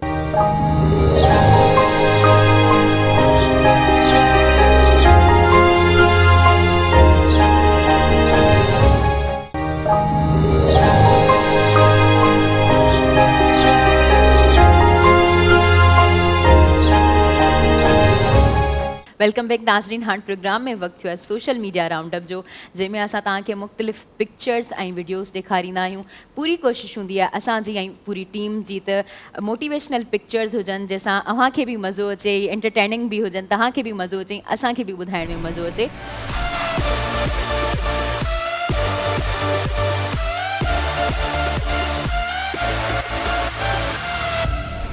पहिरीं पिक्चर जेका आहे मुंहिंजे ख़्याल सां उहा अव्हां वटि आहे ठीकु आहे मूं वटि जेके तस्वीर आहे बल्कि तस्वीरूं आहिनि ऐं उहे जीअं मोटिवेशनल ज़िक्र मां कयो आहे त उहे आहिनि दुबई जे हवाले सां न सो दुबई जा ई मुख़्तलिफ़ मंज़र आहिनि अव्हांखे असीं ॾेखारियूं था मां पंहिंजी टेलीविज़न स्क्रीन ते ॾिसो पिया त जंहिंमें अव्हांखे बुलंद बाला जेके इमारतूं आहिनि उहे नज़र अचनि पियूं हर तरफ़ अव्हांखे रोशनी नज़र अचे पई हर तरफ़ सफ़ाई सुथराई नज़र अचे पई उन सां गॾोगॾु कुशादा जेके आहिनि रोड रस्ता नज़र अचनि पिया ऐं समुंड नज़र अचे पियो उहो केतिरो साफ़ु सुथिरो आहे समुंड जे अंदरि भराई करे उन्हनि जेके आहिनि मुख़्तलिफ़ अपार्टमेंट्स वञी ठाहिया आहिनि सो ही समूरा जेके रंग आहिनि दुबई जा उहे पहिरियां कोन हुआ ऐं आर्टिफिशियल हिकिड़ो शहर आहे ऐं उतां जा जेके हुकुमरान आहिनि उहे पंहिंजे मुल्क सां पंहिंजनि माण्हुनि सां केतिरा सचा आहिनि कुझु ई अरसे में उन्हनि दुबई खे छा बणाए छॾियो उनजो वॾो मक़सदु इहो आहे जॾहिं सुभाणे ज़ाहिर आहे कुदरती नेचुरल रिसोर्सिस जेके आहिनि उहे ख़तमु थी वेंदा पेट्रोल ख़तमु थी वञे त उनखां पोइ असीं छा ते गुज़ारो कंदासीं उन करे उन्हनि टूरिज़म ते तमामु घणो ध्यानु ॾिनो ऐं अॼु ॾिसो त दुबई जेको आहे टूरिज़म जे हवाले सां दुनिया जो हब बणिजी चुको आहे दुनिया में कारोबार जे हवाले सां दुबई जेको आहे सो हब बणिजी चुको आहे उतां जी हुकूमत मुख़्तलिफ़ दुनिया जे माण्हुनि खे फैसिलिटेट करे थी एजुकेशन जे हिसाब सां यस हर हवाले असांजा माण्हू सभु एजुकेशन जे हिसाब सां दुबई वञनि था इंडस्ट्री ॾिसो इंडिया जा मुख़्तलिफ़ जेके वॾा वॾा जेके पाड़ेसी मुल्क जा शोज़ वग़ैरह थियनि था उहे उते था थियनि फिल्मनि जी शूटिंग उते पई थिए ऐं उतां जा मुख़्तलिफ़ मंज़र अव्हांखे ॾेखारियूं पिया ऐं उते यादि पियो अचे त 1984 ताईं पाकिस्तान जेका एयरलाइन आहे PIA उहा दुनिया जे टॉप एयरलाइंस में लेखी वेंदी हुई ऐं दुबई जा जेके हुकुमरान हुननि पाकिस्तान खां ख़िदमतूं वरितियूं आहिनि पंहिंजे पायलट्स खे ट्रेन करण जे हवाले सां या पाकिस्तान जा जहाज़ रेंट आउट हू कंदा रेंट ते वठंदा अॼु एमिरेट्स जेका एयरलाइन आहे हुननि ॾिसो त दुनिया जे टॉप एयरलाइन में आहे ऐं PIA किथे आहे सो उन मां साबित इहो थियो त जेकॾहिं उतां जा हुकुमरान जितां जा बि हुजनि उहे पंहिंजे माण्हुनि सां पंहिंजे मुल्क सां सचा हुजनि त ज़ाहिर आहे उहे मुल्क ईअं ई तरक़ी कंदा आहिनि जीअं दुबई करे पियो अच्छा नसीर मुंहिंजे ख़्याल सां सचो थियण जी सभिनी खे ज़रूरत आहे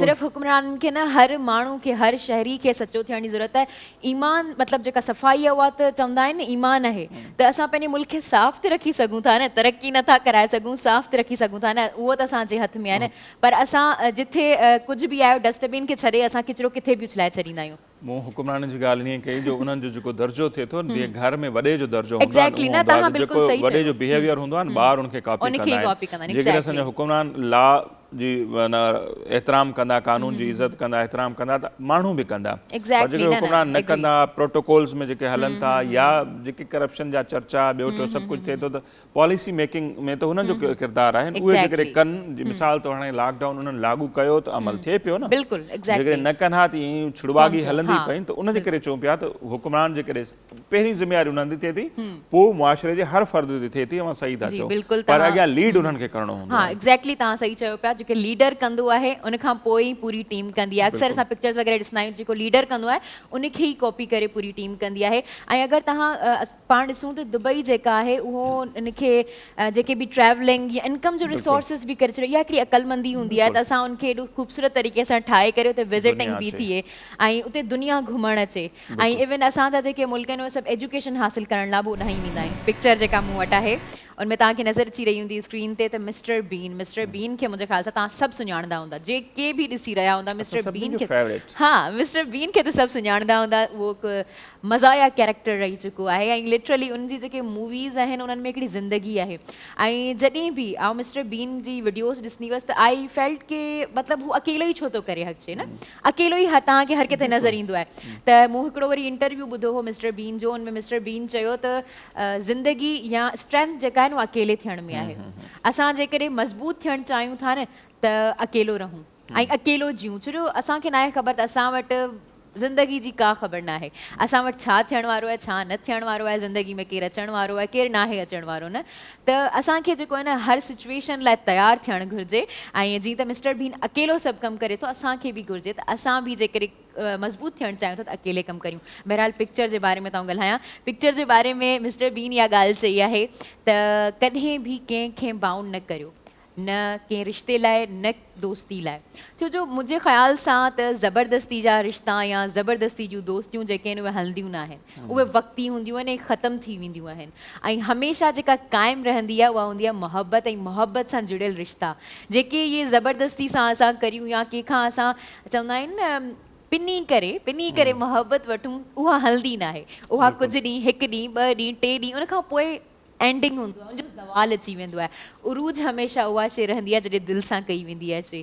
त जिथे बि रहो, दोस्ती रखो या रिश्तो रखो, उन्हनि खे दिलि सां निभायो, दिलि सां रखो। ऐं अगरि अव्हां सां केरु दिलि सां दोस्ती न पियो रखे, रिश्तो न पियो रखे, त मुंहिंजे ख़्याल सां उनखां कट ऑफ थियणु वधीक बहितर आहे। सही आहे, ज़ोर जी मेहंदी नाहे लॻंदी, सिंधी में मशहूरु चवणी आहे। Exactly. ॻाल्हि उहा ई आहे त ज़बरदस्ती जा जेके रिश्ता आहिनि उहे वाक़ई बि जटादार बि न हूंदा बिल्कुलु, आहिनि। exactly. ऐं ॿी जेका मिस्टर बीन वारी अवां ॻाल्हि कई त पंहिंजे पाण कुझु कजे, सो उन ते बि ज़ाहिर आहे ईअं त जॾहिं तव्हां ॿिए ते डिपेंडेंट थी था वञो, मुंहिंजे लाइ हीउ कुझु करे छॾींदो त मौला अली जो उन ते हिकिड़ो ज़बरदस्त क़िस्म जो कॉल आहे। ऐं ज़ाहिर आहे उहे असांखे काफ़ी रहनुमाई बि थिए थी, उन्हनि मां मिले थी त मौला जो जेको इहो कॉल आहे त ॿियनि ते न भाड़िजे। अक्सर जेके दुनिया में 90 या 99% असांखे जेके तकलीफ़ूं या ॾुख मिलंदा आहिनि उहे ॿियनि मां ग़लति तवक़ुआत रखी करे असांखे मिलंदियूं आहिनि। जेकॾहिं मिसाल मुंहिंजी अव्हां में का तवक़ा ई न हुजे, सुभाणे उहा पूरी न थिए त मूंखे तकलीफ़ कान थींदी। पर जेकॾहिं आउं इहो सोचूं वेठो हुजां त अव्हां मुंहिंजो हीउ कमु करे छॾींदा, ऐं जेकॾहिं उहो न थींदो त मूंखे तकलीफ़ थींदी। जेकॾहिं मूं सोचियो ई न हूंदो त तकलीफ़ कान थींदी। हिन मतिलबु इहो आहे त पंहिंजे पाण ते डिपेंड कयो त हीउ सभु कुझु मूंखे ई करिणो आहे। सो मूं वटि वरी ॿियूं कुझु तस्वीरूं आहिनि ऐं उहे ॾाढियूं ज़बरदस्त तस्वीरूं आहिनि। पाण त पर्चो आउट कराईंदा आहियूं, हिक ॿिए खे ॾेखारींदा आहियूं। सो नाज़रीन खे ॿुधाईंदो हलां थी, मेरापुर जी असांजी अदी आहे कमरुनिसा जोखियो साहिबा, ऐं शानदार आर्ट वर्क आहे उन्हनि जो। ऐं जेका सूतली थिए थी न, धाॻो सूतली, उन्हनि मंझां हू ज़बरदस्त क़िस्म जा जेके आहिनि उहे कैरेक्टर जेके आहिनि, मुजस्मा जेके आहिनि उहा ठाहे थी। ऐं हींअर अव्हांजी टेलीविज़न स्क्रीन ते उहे हलंदा हूंदा त केॾा शानदार मुजस्मा आहिनि, जंहिंमें माउ जी ममता जेका आहे उहा बि बयानु कयल आहे। अब्दुल सत्तार ईदी जो जेको किरदारु आहे उहो बि असांखे नज़र अचे पियो। आइनस्टाइन जो जेको किरदारु आहे उहो बि नज़र अचे पियो। माइकल जैक्सन जेको आहे उनजो किरदारु बि असांखे नज़र अचे पियो। ऐं उन सां गॾोगॾु अब्दुल सत्तार ईदी जो जीअं मूं ज़िक्र कयो, पर डॉक्टर अदीबुल हसन रिज़वी उन्हनि खे बि उन्हनि ठाहियो आहे। ऐं उन सां गॾोगॾु जेके बि दुनिया जा मशहूरु किरदार आहिनि, मुल्क जा मशहूरु किरदार आहिनि, मोहतरमा बेनज़ीर भुट्टो ताईं, उन्हनि खे उन ठाहियो। ऐं ज़बरदस्त क़िस्म जा हिकिड़ा शोपीस जेके आहिनि उहे बि उन्हनि ठाहिया आहिनि। सो उन्हनि जो शानदार कमु आहे ऐं असां उन्हनि खे ट्रिब्यूट था पेश कयूं। ऐं असांजी ख़्वाहिश आहे त उहे असांजे शो में बि अचनि ऐं अहिड़े क़िस्म जो कमु आहे अञा हू ज़बरदस्त अंदाज़ सां उनखे अॻिते वधाईंदियूं रहनि। ऐं उनखे ई ट्रिब्यूट पेश करण जे लाइ, उन्हनि जी हिमत अफ़ज़ाई जे लाइ मूं चयो त अॼु सोशल मीडिया जे जहान में ज़रूरी आहे जाती पाइण, त उन्हनि जूं तस्वीरूं असीं ॾेखारियूं। ऐं 2-3 ॾींहं छॾे उन्हनि जो जेको फेसबुक ते पेज आहे का न का नई तस्वीर असांखे नज़र ईंदी आहे। सो इंशाल्लाह पाण उन्हनि खे पंहिंजे प्रोग्राम में बि इनवाइट कंदासीं। तमामु बहितरीनु नसीर, तव्हां हमेशह का न का सुठी शइ खणी ईंदा आहियो। तव्हां बि खणी ईंदा अॼु बि जेका तव्हां पिक्चर खणी आया आहियो लिटरली ॾाढी इम्प्रेसिव आहे। जेके बि ॾिसी रहिया हूंदा उन्हनि लाइ बि ऐं जंहिं ठाही आहे उन्हनि खे हिकिड़ी मोटिवेशन मिली त असांजे कम खे साराह करण वारा माण्हू बि आहिनि। ऐं हा सच में आहिनि नसीर जहिड़ा माण्हू जेके लिटरली चवंदा आहिनि पूरी टीम अवां सभु आहिनि जेको असां हिकिड़ी गॾियल हिकिड़ी कोई एफर्ट्स एग्जैक्टली बिल्कुलु। अच्छा, जेका मूं वटि पिक्चर आहे उहा मतिलबु इन ॻाल्हि जी अकासी करे रही आहे त तालीम हासिल करण लाइ असांखे हार्डवर्ड यूनिवर्सिटी वञण जी ज़रूरत न आहे। असां तालीम किथे बि हासिल करे सघूं था जेकॾहिं असां सची दिलि सां चाहियूं ऐं उहा करणु चाहियूं। असांजी विल हुजे, विल पावर असांजो एतिरो स्ट्रॉन्ग हुजे। तव्हां ॾिसी रहिया हूंदा त हीउ जेको छोकिरो आहे उहो नंढड़ो ॿारु जेको उहो तालीम हासिल करे रहियो आहे, मतिलबु पढ़ी रहियो आहे, लिखी रहियो आहे। उहो किथे करे रहियो आहे? गाॾे जे हेठां, जेको गाॾो टमाटनि जो गाॾो जेको आहे उनजे हेठां उहो करे रहियो आहे। हिकिड़ी मतिलबु छांव बची वई आहे, हुन ते हू लिखी बि रहियो आहे। त मतिलबु इहा जेका शौक़ु आहे उहो मुंहिंजे ख़्याल सां स्कूल सां या प्राइवेट स्कूल सां या जेके इंग्लिश स्कूल्स हूंदा आहिनि उन्हनि सां नाहे ईंदो। इहो तव्हांजे अंदरि जो हूंदो आहे। तालीम जेका हूंदी आहे उहा तव्हांखे हार्डवर्ड नथी सेखारे सघे, तव्हांजी पंहिंजी विल पावर सेखारे सघे थी। अक्सर माण्हुनि जो इहो चवणु हूंदो आहे त असां वटि पैसा न आहिनि, असां तालीम हासिल नथा करे सघूं। त मुंहिंजे ख़्याल सां इहो जेका पिक्चर आउं ॾेखारियां पई उहा उन्हनि जी अकासी करे रही आहे या इहो मिसाल आहे त असां तालीम हासिल करे सघूं था जेकॾहिं असां पाण चाहियूं। ऐं नबी साईं जी बि हदीस बिल्कुलु एग्जैक्टली, तालीम हासिल कयो पींघे खां वठी क़बर ताईं। सो ही ॿारड़ो बि वाकई फ्रूट सब्जी जेका आहे उहा बि खपाए थो ऐं पार्ट टाइम जेको आहे उहो पढ़े बि थो ऐं हिन जो जेको जज़्बो आहे नो डाउट असीं उनखे बि जज़ था पेश कयूं। ऐं अहिड़ा खोड़ ॿिया बि कैरेक्टर आहिनि ऐं मुख़्तलिफ़ वक़्तनि ते उहे नज़र बि ईंदा आहिनि। को जेको वज़न वारी मशीन रखियूं वेठा हूंदा आहिनि पार्कनि में उहो ॿारड़ो वेठो पढ़ंदो आहे। के मुख़्तलिफ़ गैराजिस ते कमु कनि था उहे ॿार पढ़नि था। सो इन्हनि सभिनी ॿारनि खे इम्तिहान जी ज़रूरत आहे ऐं असांखे उमेदु आहे त अॻिते हली न रुॻो हू पंहिंजो फ्यूचर सेव कंदा, बहितर कंदा, पर उन्हनि जा जेके नसल हूंदा उन्हनि खे बहितर कंदा, पाकिस्तान जो नालो रोशन कंदा। सो अहिड़नि किरदारनि जी साराह थियणु खपे ऐं उन्हनि जी जेतिरी थी सघे उहा मदद बि थियणु खपे। सो मुंहिंजे ख़्याल में तस्वीरूं पंहिंजूं पूरियूं थियूं या आहे न बस काफ़ी अञा वीडियोस जो ट्रेंड आहे। वीडियोस अवां ॾेखारे पिया वीडियो पहिरीं? बिल्कुलु जी। तव्हां माउ जो ज़िक्र कयो त मूं चयो कि पुठियां रहां मुंहिंजी जेका वीडियो आहे उहा हिकु माउ ते ई आहे। मुंहिंजे ख़्याल सां माउ हूंदी आहे, पोइ उहा जानवर जी माउ हुजे या उहा इंसान जी माउ हुजे।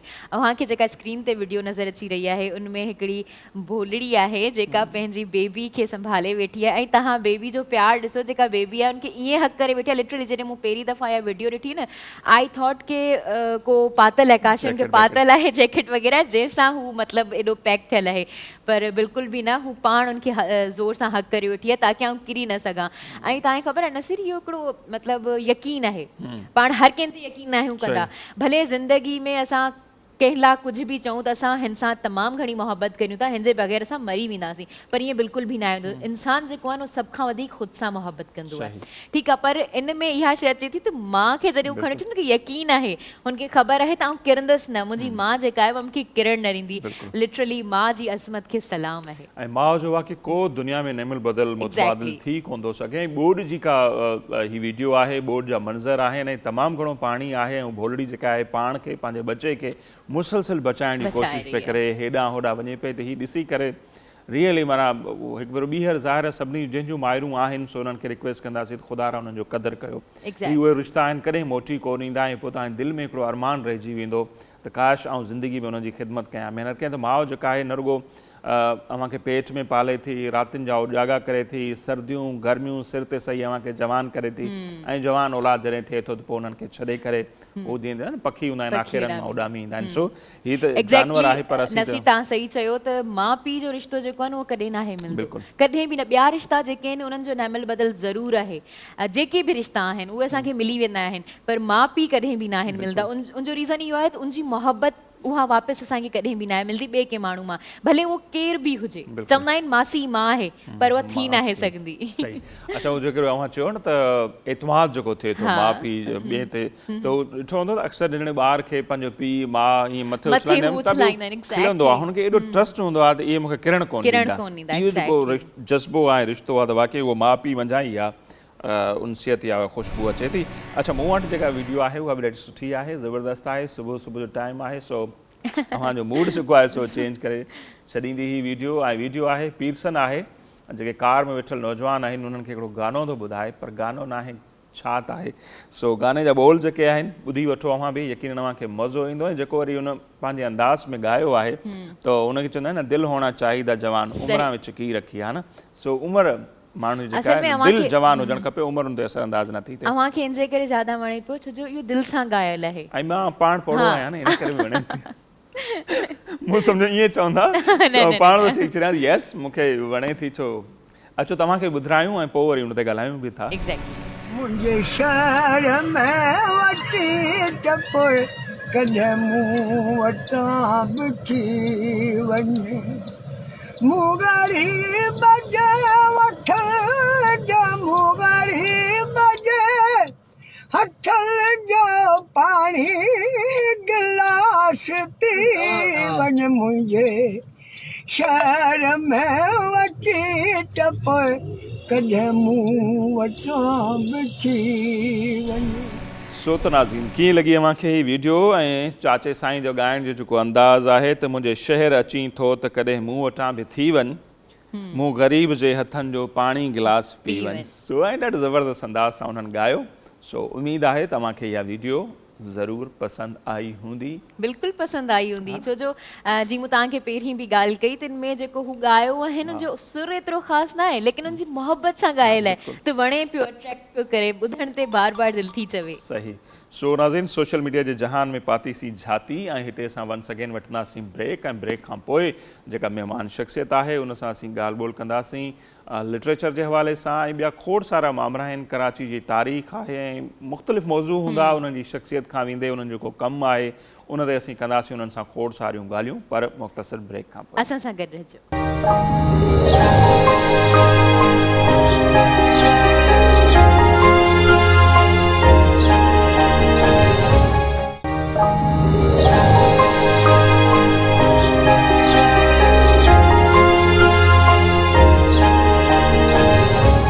नाज़रीन ब्रेक खां पोइ हिकु भेरो ॿीहर द मॉर्निंग ऑफ धरतीअ में अव्हां सभिनी खे दिलि जे गहराइनि सां चऊं था भली कार। ऐं हिन वक़्तु जंहिं महिमान शख़्सियत असांखे प्रोग्राम में जॉइन कयो आहे, सच त मूंखे तमामु घणी ख़ुशी थिए पई ऐं हिकिड़े डिघे अरसे खां इहो इश्तियाक़ हो त मुंहिंजी उन्हनि सां कॾहिं मुलाक़ात थींदी, छाकाणि त उन्हनि जो जेको मूं चर्चो ॿुधो आहे लिटरेचर जे हवाले सां, हिस्ट्री जे हवाले सां, ख़ासि तौर ते उन्हनि जो जेको हिकिड़ो किताबु आहे कराची जे हवाले सां, जंहिंजो आउं जॾहिं नालो खणंदुसि त यकीननि अव्हांखे बि ख़बर पइजी वेंदी त उहे महिमान शख़्सियत उहा केरु आहे। ऐं उन्हनि जो जेको किताबु आहे इस दश्त में हिकु शहर था, कराची जे हवाले सां हीउ जेको किताबु आहे कराची जी इंसाइक्लोपीडिया उनखे चयो वञे थो। ऐं उनजा जेके लेखक आहिनि साईं मोहम्मद इक़बाल मांडविया साहिबु, अॼु उहे असांजा महिमान आहिनि।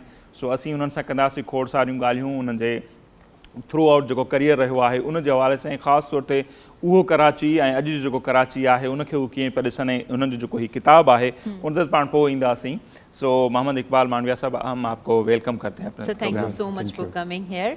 सर मैं पहले ही आपसे ये क्वेश्चन करूँगी कि आप एक बिजनेसमैन हैं, तो आपको लिखने का शौक़ कैसे आया, कहाँ से आया, और स्पेशली कराची की तारीख पे लिखने का शौक़?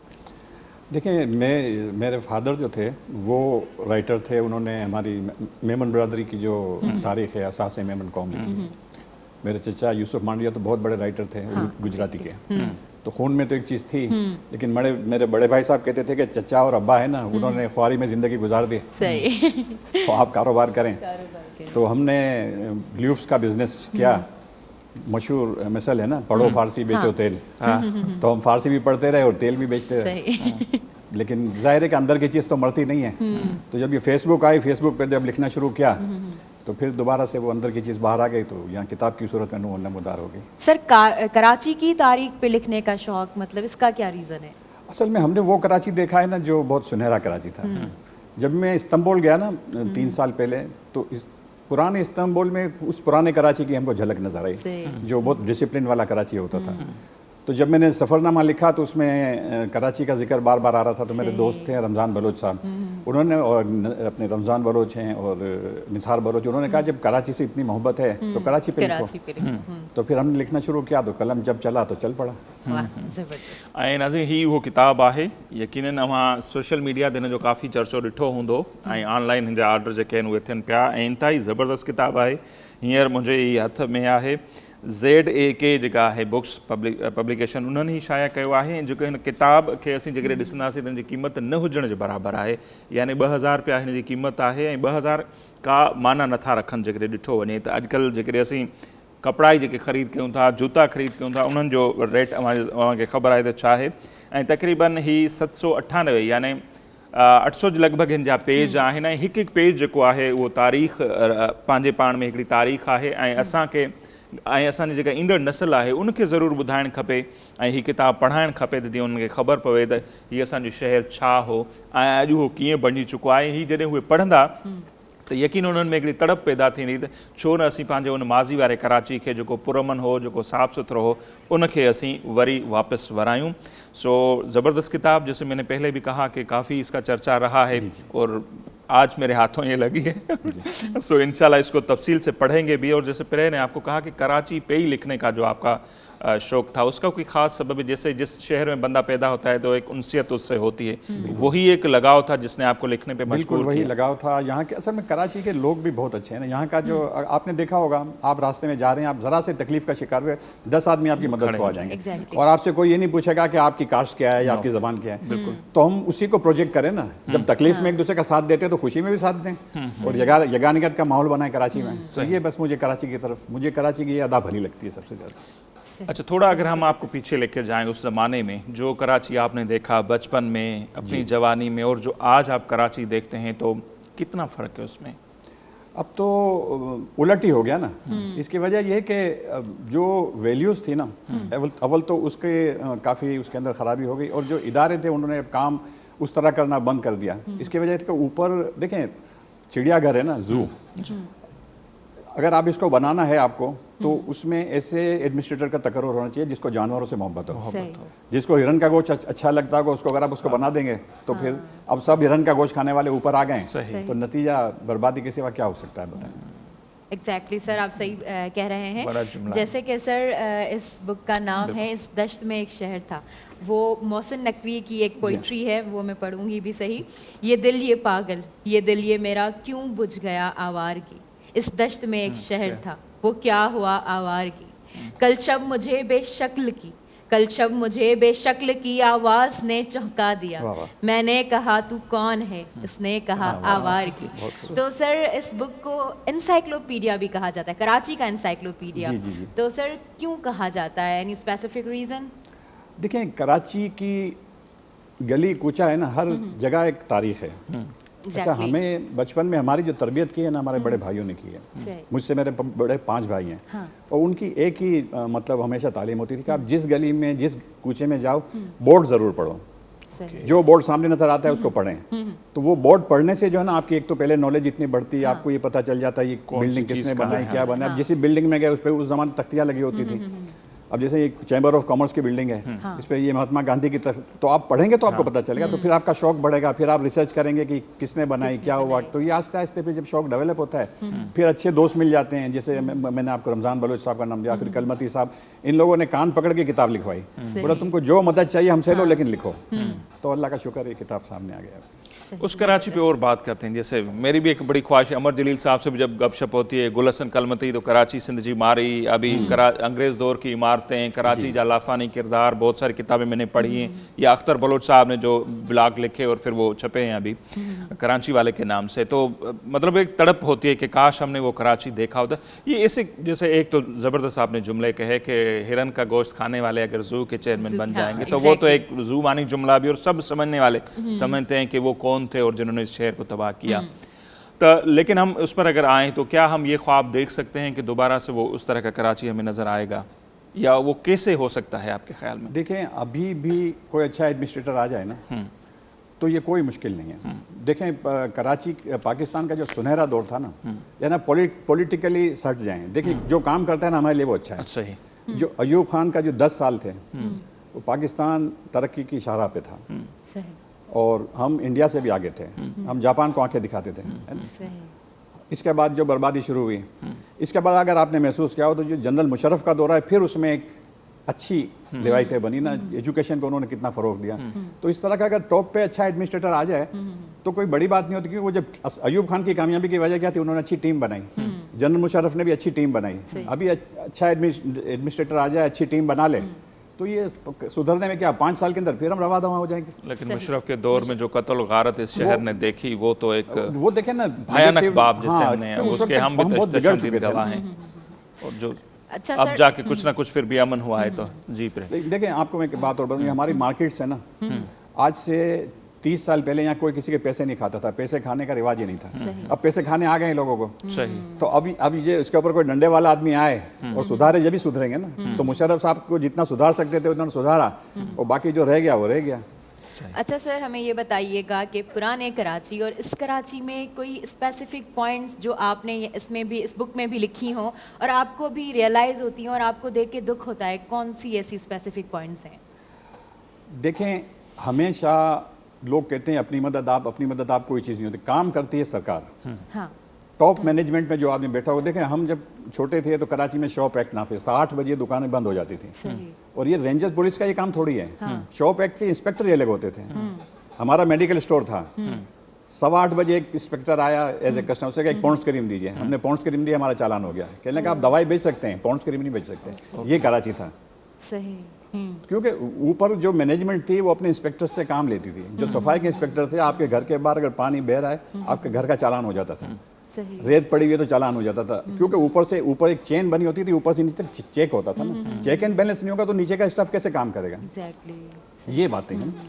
तो वो जो एडमिनिस्ट्रेशन था ना, वो हम अल्लाह से दुआ करते हैं वापस आ जाए तो फिर सब अच्छा हो जाएगा इंशाल्लाह। सही। मोहम्मद इकबाल साहब, आपकी किताब में भी देख रहा था कि आराम बाग लिखा हुआ है, जिसको आजकल राम बाग था, अभी आराम बाग हो गया और बहुत सारे ऐसे नाम जो चेंज हो गए।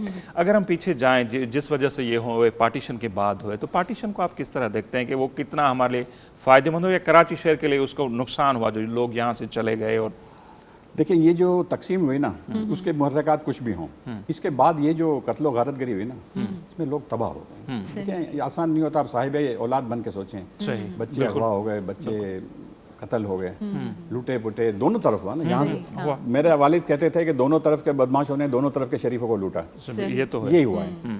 तो अब ये जब राम बाग था, इसका नाम आराम बाग करने की वजह भी ये थी कि राम से और एक ऐसी तलखिया हो गई थी ना कि वो चीज़ें ख़त्म करनी पड़ी थी उस ज़माने में, वरना एक साइकोलॉजिकल वो हो रहा था। तो इसलिए ये सारे नाम चेंज हुए।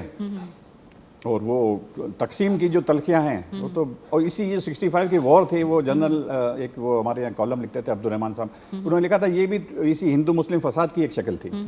अंदर की जो नफरतें थी वही, अगर वो ना होती तो हम दोनों कंट्री तरक्की पे होते। लेकिन 47 से पहले हम देखते हैं कि यही कौमें, यहाँ पर पारसी भी थे, ज्यूज भी थे, आप तो ज़ाहिर हिस्टोरियन, आपको पता हो, सारी कौमें पुरअमन तरीके से यहाँ पे रहती थी। तब तो ये कोई टू नेशन थ्योरी का भी नजरिया नहीं था। तो इतने पुरअमन शहर आखिर ये फिर यहाँ पर इस तरह के फसादात कैसे फूट पड़े, उनको भी तो हमें ज़रूर देखना चाहिए। नफरतें क्यों पैदा हुई फिर? जब देखें ना, अगर आप इसको बिल्कुल सिंसियरली देखें ना, तो ज़ियाउल हक साहब आए, उन्होंने इस्लाम का नारा लगाया। एक तो उस दौर से इस्लामी लाहिके लगना शुरू हो गया हर चीज़ के अंदर, गैर ज़रूरी तौर पर ना। देखें ना, कोई भी मजहब है, हर मजहब आपको इखलाक का दर्स देता है। कौन सा मजहब कहता है कि झूठ बोलो? सभी सच का दर्स देते हैं। और इसके बाद जो हमारे यहाँ नॉन पार्टी इलेक्शन हुए ना, वो हो गए बरादरी की बुनियाद पर। यहाँ से आग लगी, असबियत यहाँ से शुरू हुई।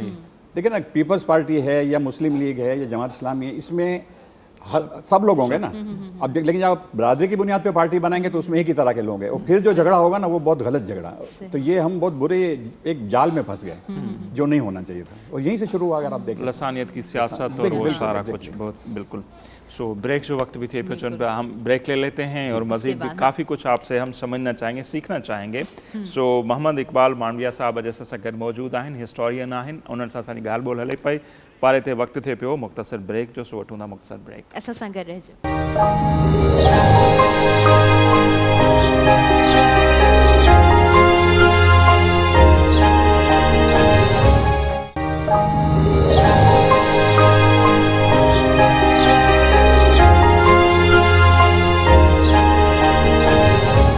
जी नाज़रीन, ब्रेक खां पोइ हिकु भेरो ॿीहर द मॉर्निंग ऑफ धरती में मूंखे चऊं था भलीकार। मोहम्मद इकबाल मांडविया साहब असां सां गॾु मौजूद आहिनि। पुराने कराची पर हम बात कर रहे हैं। अगर हम थोड़ा आगे चलें तो आजकल क्या मसरूफियात है आपकी? एक सफ़रनामा भी आपका हमारे सामने पड़ा है, वो भी हम दिखा देते हैं अपने देखने वालों को। सो ये इस्तांबुल तुर्की का जो आपने कहा, सो ही भी साईं जो किताबु आहे सो सफ़रनामो आहे ऐं हिन में बि ॾियूं ॿुधाइनि पिया जेका उहो कराची सां हिननि जी उनसियत आहे मोहब्बत आहे उनजो ज़िक्र भी हुननि बार बार कया हो। तो आजकल सर आपका लिखना पढ़ना कैसे जा रहा है, क्या कुछ हो रहा है? बिल्कुल, लिखना पढ़ना तो एक ग़िज़ा है हमारी, वो चल रहा है। असल में मैंने 2 महीने पहले मेरे बच्चों ने मुझसे कहा कि आप रिटायरमेंट ले लें, इसी तरह लिखना पढ़ना करें, आर्ट्स काउंसिल जाएं, घूमें फिरें। लेकिन अब मेमन भाई अगर दुकान पे ना जाए तो खाना हजम नहीं होता है। सही। तो मैंने बेटे से कहा, एक महीना में ज़रूर घर में बैठा, लेकिन फिर बेटे से कहा बेटा इस तरह मेरा दिल नहीं लगता। तो उन्होंने अब मुझे एक छोटी सी रिटेल शॉप लगा दी। बोला अब्बा यहाँ कमाना नहीं है, बस यहाँ बैठे हैं, लोगों के साथ कचहरी करें मोहल्ले वालों से और खुश रहें बस। अच्छा सर, आपका जो सफ़रनामा है उसकी बात कर रहे थे हम, तो उसमें इस्तांबुल से ज़्यादा कराची के बारे में लिखा गया है। जी जी बिल्कुल। सर क्या वजूहत हैं इसके? नहीं, मैंने अर्ज़ किया ना कि वो इस्तांबुल के जो पुराना इस्तांबुल है उसमें आपको पुराने कराची की झलक नज़र आती है जो हमने देखा था। हमारे लिए उसके अंदर बड़ा अट्रैक्शन था। एक आपको मामूली मिसाल दूं, वो फौलाद के ढक्कन होते थे गटर के, वो अभी तक वहाँ, हमारे यहाँ तो सारे चोरी हो गए, उसके ऊपर सीमेंट के लग गए। तो वो सारी जो चीज़ें थी जो हमने ओल्ड कराची में देखी थी, वो जब नज़र आई तो अंदर का कराची उभरा ना। जब उभरता गया तो हम लिखते गए इसके अंदर। तो ये वो कराची के, देखें आप जिस जगह रहते हैं वहाँ आपको उनसियत होगी, एक और एक दो जैसी बात है, चाहे आपका पीछे वतन कोई भी हो। इस वक्त आप जहाँ रहेंगे ना उसके साथ आपकी मोहब्बत होगी, वहाँ के लोगों से मोहब्बत होगी। और जैसे आप बता रहे थे कि हरचंद राय विशनदास साहब का दौर या जमशेद नसर वांजी मेहता साहब का दौर, तो उस दौर को जाहिर सी बात है आपने देखा तो नहीं, पढ़ा होगा, तो वो दौर कैसा था आपके ख्याल में? देखिए ना, हरचंद राय विशनदास सेठ जो थे वो कराची के एक 30 साल तक शायद वो रहे, उसके बाद मेयर बने। जब वो आए थे, जब कराची 2 स्कूल थे और जब वो गए तो 200 स्कूल। और की सबसे बड़ी बात बताऊं, जब वो सेठ ने स्कूल बनाए ना तो उनसे लोगों ने कहा कि आप स्कूल तो बना रहे हैं, जो लोग बगैर पढ़े हुए रहेंगे उनका क्या होगा? तो सेठ ने नाइट स्कूल बनाए। सही। अच्छा, नाइट स्कूल बनाने के बाद जो अपने काम से फारिग होते थे तो वो उन स्कूल का दौरा करते थे और उनकी तबीयत हाजिर होती तो क्लास में पढ़ाते थे। सही। देखिए, हम हज़रत उमर रज़ी अल्लाह ताला अन्हु की बात करते हैं बिल्कुल, लेकिन अब दूसरे लोग भी तो उस राह पर हैं, चाहे उनका मजहब कुछ भी हो, तो हमें उनको अप्रिशिएट करना चाहिए। एग्जैक्टली। और म्यूनसिपालिटी के गेट पे जो उनका मुजस्मा लगा था, आज तक पता नहीं को मुजस्मा कहाँ वो मुजस्मे तो वही तकसीम की तलखियों में जो है ना हटाने पड़े ना, वरना तो शहर में फसाद हो रहा था ना इसकी वजह से। और नाम भी उनके तब्दील किए। लेकिन इस तरह की दुनिया में देखा जाता है उनके जो हीरोज़ होते हैं उनको ट्रिब्यूट, ये आज भी देख लेंगे, इंग्लैंड का जो मेयर होता है वो पेशावर का एक पाकिस्तानी जो होता है, उनमें फिर भी इतनी बर्दाश्त है, हम में नहीं, हमें ये तस्लीम करनी है, हमारे अलमिया है। देखिए, कराची में 2 नाम ऐसे हैं, एक जेम्स स्ट्रेचन, ये मोहसिन कराची थे बिल्कुल, और एक ये विशनदास सेठ, जमशेद नसर वांजी। इनका नाम तो तब्दील होना ही नहीं चाहिए था किसी सूरत से भी, ये तो हमारे मोहसिन थे, इसको आप कहते हैं। सर, आपका एक पेज है उरुसुल बिलाद के नाम से फेसबुक पे, सर वहाँ पे आप क्या लिखते हैं ज़्यादातर? आपके फ़ैन फॉलोइंग कितनी है, कितने फॉलोवर्स हैं आपके? हमारी इस वक्त जो ग्रुप के मेंबर हैं 23,000 मेंबर हैं। ओके। और हम उसमें ये कराची का ही मैंने लिखना शुरू किया था। एक्चुअली उसकी ये ग्रुप बनाने का मकसद ये था कि हम कराची के बारे में लिखें, तो इसमें जहाँ जहाँ गलती हो, चूँकि 25 साल 30 साल 40 साल पुरानी तारीख हम लिख रहे थे, तो लोग हमारी मदद करें। और सबसे ज़्यादा कि एरिया वाइज मुझे जाना नहीं पड़ता था। मैंने लिख दिया कि भाई जो कराची का पहला फायर स्टेशन है वो क्या है, कि तो वहाँ के रहने वालों ने फ़ौरन कह दिया कि जी वहाँ खान साहब होते थे, वहाँ ये होता था, वहाँ पुराना। तो हमें कितनी मालूमात इससे मिली ना, जो सब किताब लिखने में मुआविन साबित हुई। अच्छा, फिर उन लोगों, जिन लोगों ने लिखा था, हम उस इलाके में जाके उनके साथ हमने बातचीत की, उनके साथ खाना खाया। कराची के लोग तो मेहमान नवाज हैं, आपको पता है, आप जाओ तो आपके लिए चाय खाना ये तो सब तैयार ही होता है। तो बड़े अच्छे दिन गुजरे वो 3 साल किताब लिखने के, जो हमने पूरे कराची की विजिट की। मैं और मेरे साथ होते थे इमरान जुनानी, हमारे को एडमिन है, तो हम लोगों ने कोरंगी वोरंगी हर जाके विजिट की और खूब लोगों से मालूमात ली, और समझ लें कराची, वो पुराना कराची दोबारा से हमारे अंदर आ गया। सर, उरुसुल बिलाद का मतलब क्या है, और मतलब इस पेज का नाम रखने का मकसद क्या था आपका? देखें, उरूस का मतलब होता है दुल्हन, और बिलाद का मतलब शहर, शहरों के दुल्हन, या शहरों में दुल्हन। तो ये जब खलीफा हारून रशीद थे, उनके ज़माने में बगदाद ने इतनी तरक्की की थी कि बगदाद को उरूसुल बिलाद कहा जाता था। तो वो नाम फिर जब पाकिस्तान बन गया और कराची दारुल हुकूमत था, तो जंग अखबार है उसका एक कॉलम आता था अंदर के में कि बातें उरूसुल बिलाद की। तो उसमें पूरे शहर की जो खबरें होती थी उसमें होती थी, तो वहीं से नाम लिया है। सही, ज़बरदस्त। अच्छा सर, जाहिर सी बात है, लिखने के लिए कहा ये जाता है ना, अच्छा पढ़ना भी ज़रूरी है बहुत। तो जाहिर से आपके हिस्ट्री में मेरे ख्याल में ज़्यादा आपको दिलचस्पी है, तो किसको ज़्यादा पढ़ते हैं आप? हिस्ट्री पर ही। और देखिए, मुताला तो ऐसी चीज़ है ना कि आप जो भी पढ़ेंगे आपको अच्छा लगेगा। हिस्ट्री हो, अदब हो, तो किताबें तो हम पढ़ते ही रहते हैं। तो बस किताबों का सबसे बड़ा फ़ायदा है कि आपको लिखना आता है ना, ज़बान आपको आ जाती है, तो फिर उसमें आपके ख़ास तौर पे अहले कलम से दोस्ती हो जाती है, तो आपको इस्लाह भी काफ़ी हो जाती है। तो फिर किताब लिखना तो फिर बड़ी बात नहीं होती ना, अगर आपके अंदर अगर सलाहियत है तो। अच्छा सर, आपके उस्ताद या जो जिन्होंने आपको मोटिवेट किया है, जिनको आप फॉलो करते हैं, उनके बारे में आप कुछ कहना चाहें या उनका नाम लेना चाहें? जी, मैंने असल में दिल्ली स्कूल से तालीम ली है, फ्रॉम पूरा यानी स्कूलिंग जो है वो दिल्ली स्कूल से हुई है। तो हमारे वहाँ टीचर थे सलीम साहब। हाँ। ये उसी ज़माने में दिल्ली से माइग्रेट करके आए थे, तो उनकी उर्दू बड़ी परफेक्ट थी। तो वो उन्होंने बड़ी मतलब हमारे ऊपर मेहनत की ना। बात ये होती थी कि आप गलती करें और आपको टीचर आपको टोके नहीं, ये आपकी खुशकिस्मती है। सबसे बड़ी बात तो ये होती है ना, आपकी इस्लाह होती रहती है। शुरू में तो मजाक ज़रूर होता है, तो हमारी जो कि मेमन थे तो ज़बान में दूसरी तरह की ज़बान थी, तो आहिस्ते आहिस्ते उन्होंने सही कर दी।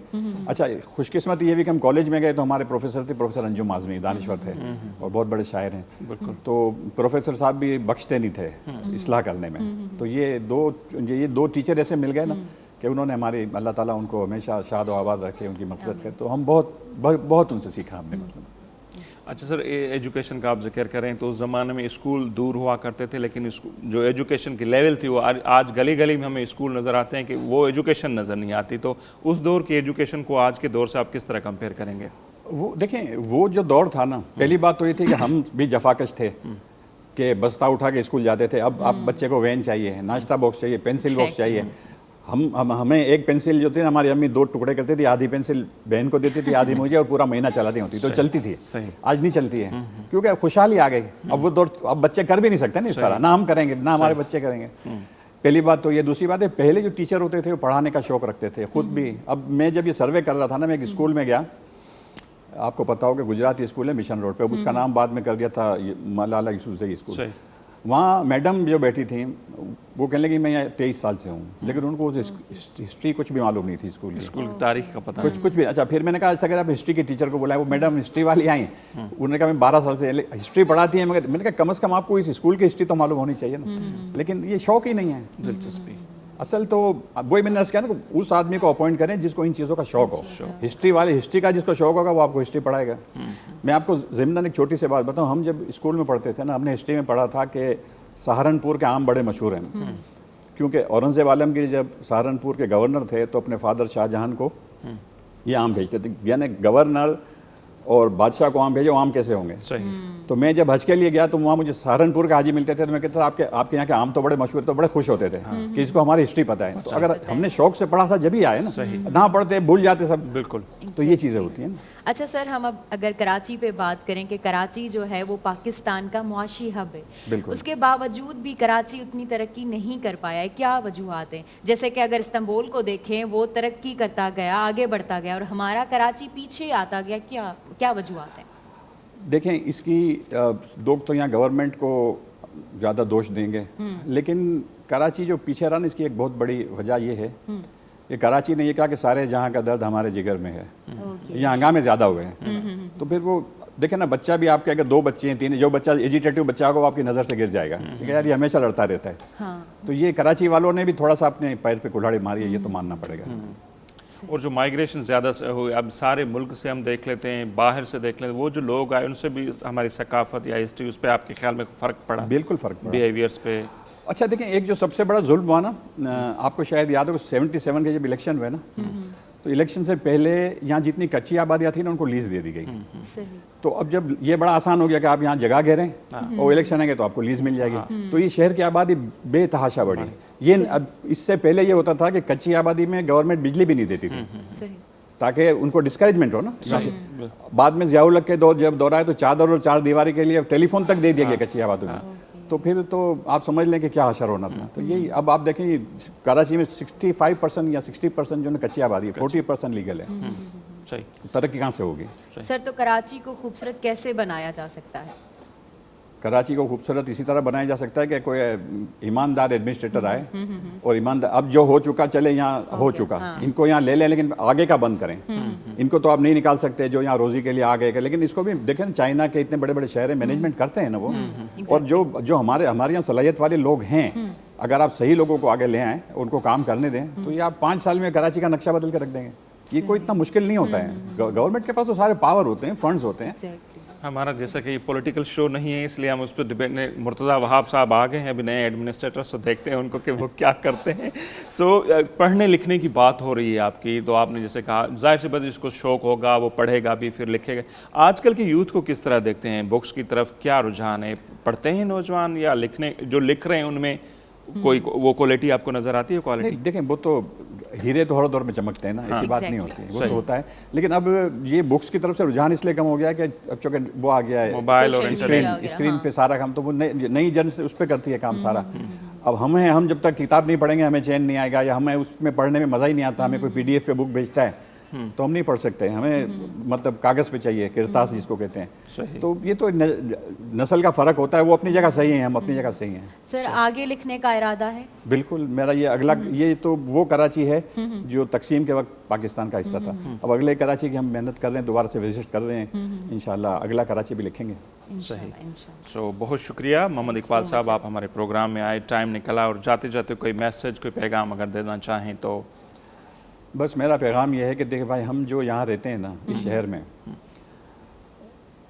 हम सब भाई हैं और हमें एक दूसरे के साथ हंसते बोलते रहना। जितना हम हंसेंगे इतनी हमारी सेहत अच्छी होगी, जितना कुड़ेंगे किसी का कुछ नहीं जाएगा, अपना ही नुकसान होगा, तो अपना नुकसान ना करें। सही, thank you so much sir. So Mohammad Iqbal Mandviya साहब जो ॻाल्हियूं मां ॿुधियूं ऐं कराची जी तारीख़ ते उन्हनि जेको कमु कयो आहे उहो असांजे साम्हूं आहे, ऐं अञा उन्हनि में हिकिड़ी तड़प आहे, हू इहो कमु करणु चाहिनि था।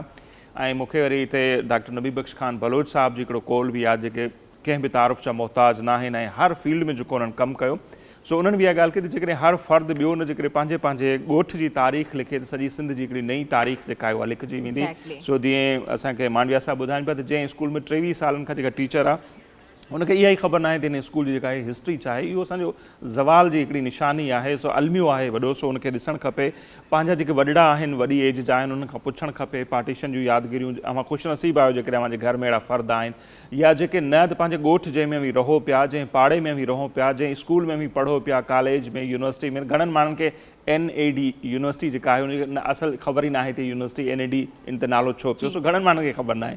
सो ज़रूरु पढ़णु खपे, ऐं दिलचस्पी जेकॾहिं अव्हांजी हिस्ट्री में हूंदी त इहा अव्हांखे तमामु घणो अॻिते वधी ख़बर बि हुजणु खपे। हिकिड़ो एग्ज़ाम्स जे हवाले सां ई हुई जिथे असां रहूं था, उनजे हवाले सां त असांखे ॻाल्हियूं ख़बर ई हुजणु खपनि ताकी असां ॿुधाए सघूं माण्हुनि खे। सो नाज़रीन, अॼु जो असांजो हीउ प्रोग्राम अव्हांखे कीअं लॻो, पंहिंजे फीडबैक खां ज़रूरु असांखे आगाह कजो। असीं वठंदासीं हिते अव्हांखां इजाज़त, ऐं सुभाणे इंशाल्लाह हयाती रही हिकु भेरो ॿीहर अव्हांजी ख़िदमत में हाज़िर थींदासीं। तेसि ताईं असांखे ॾींदा इजाज़त। अल्लाह निगहबान।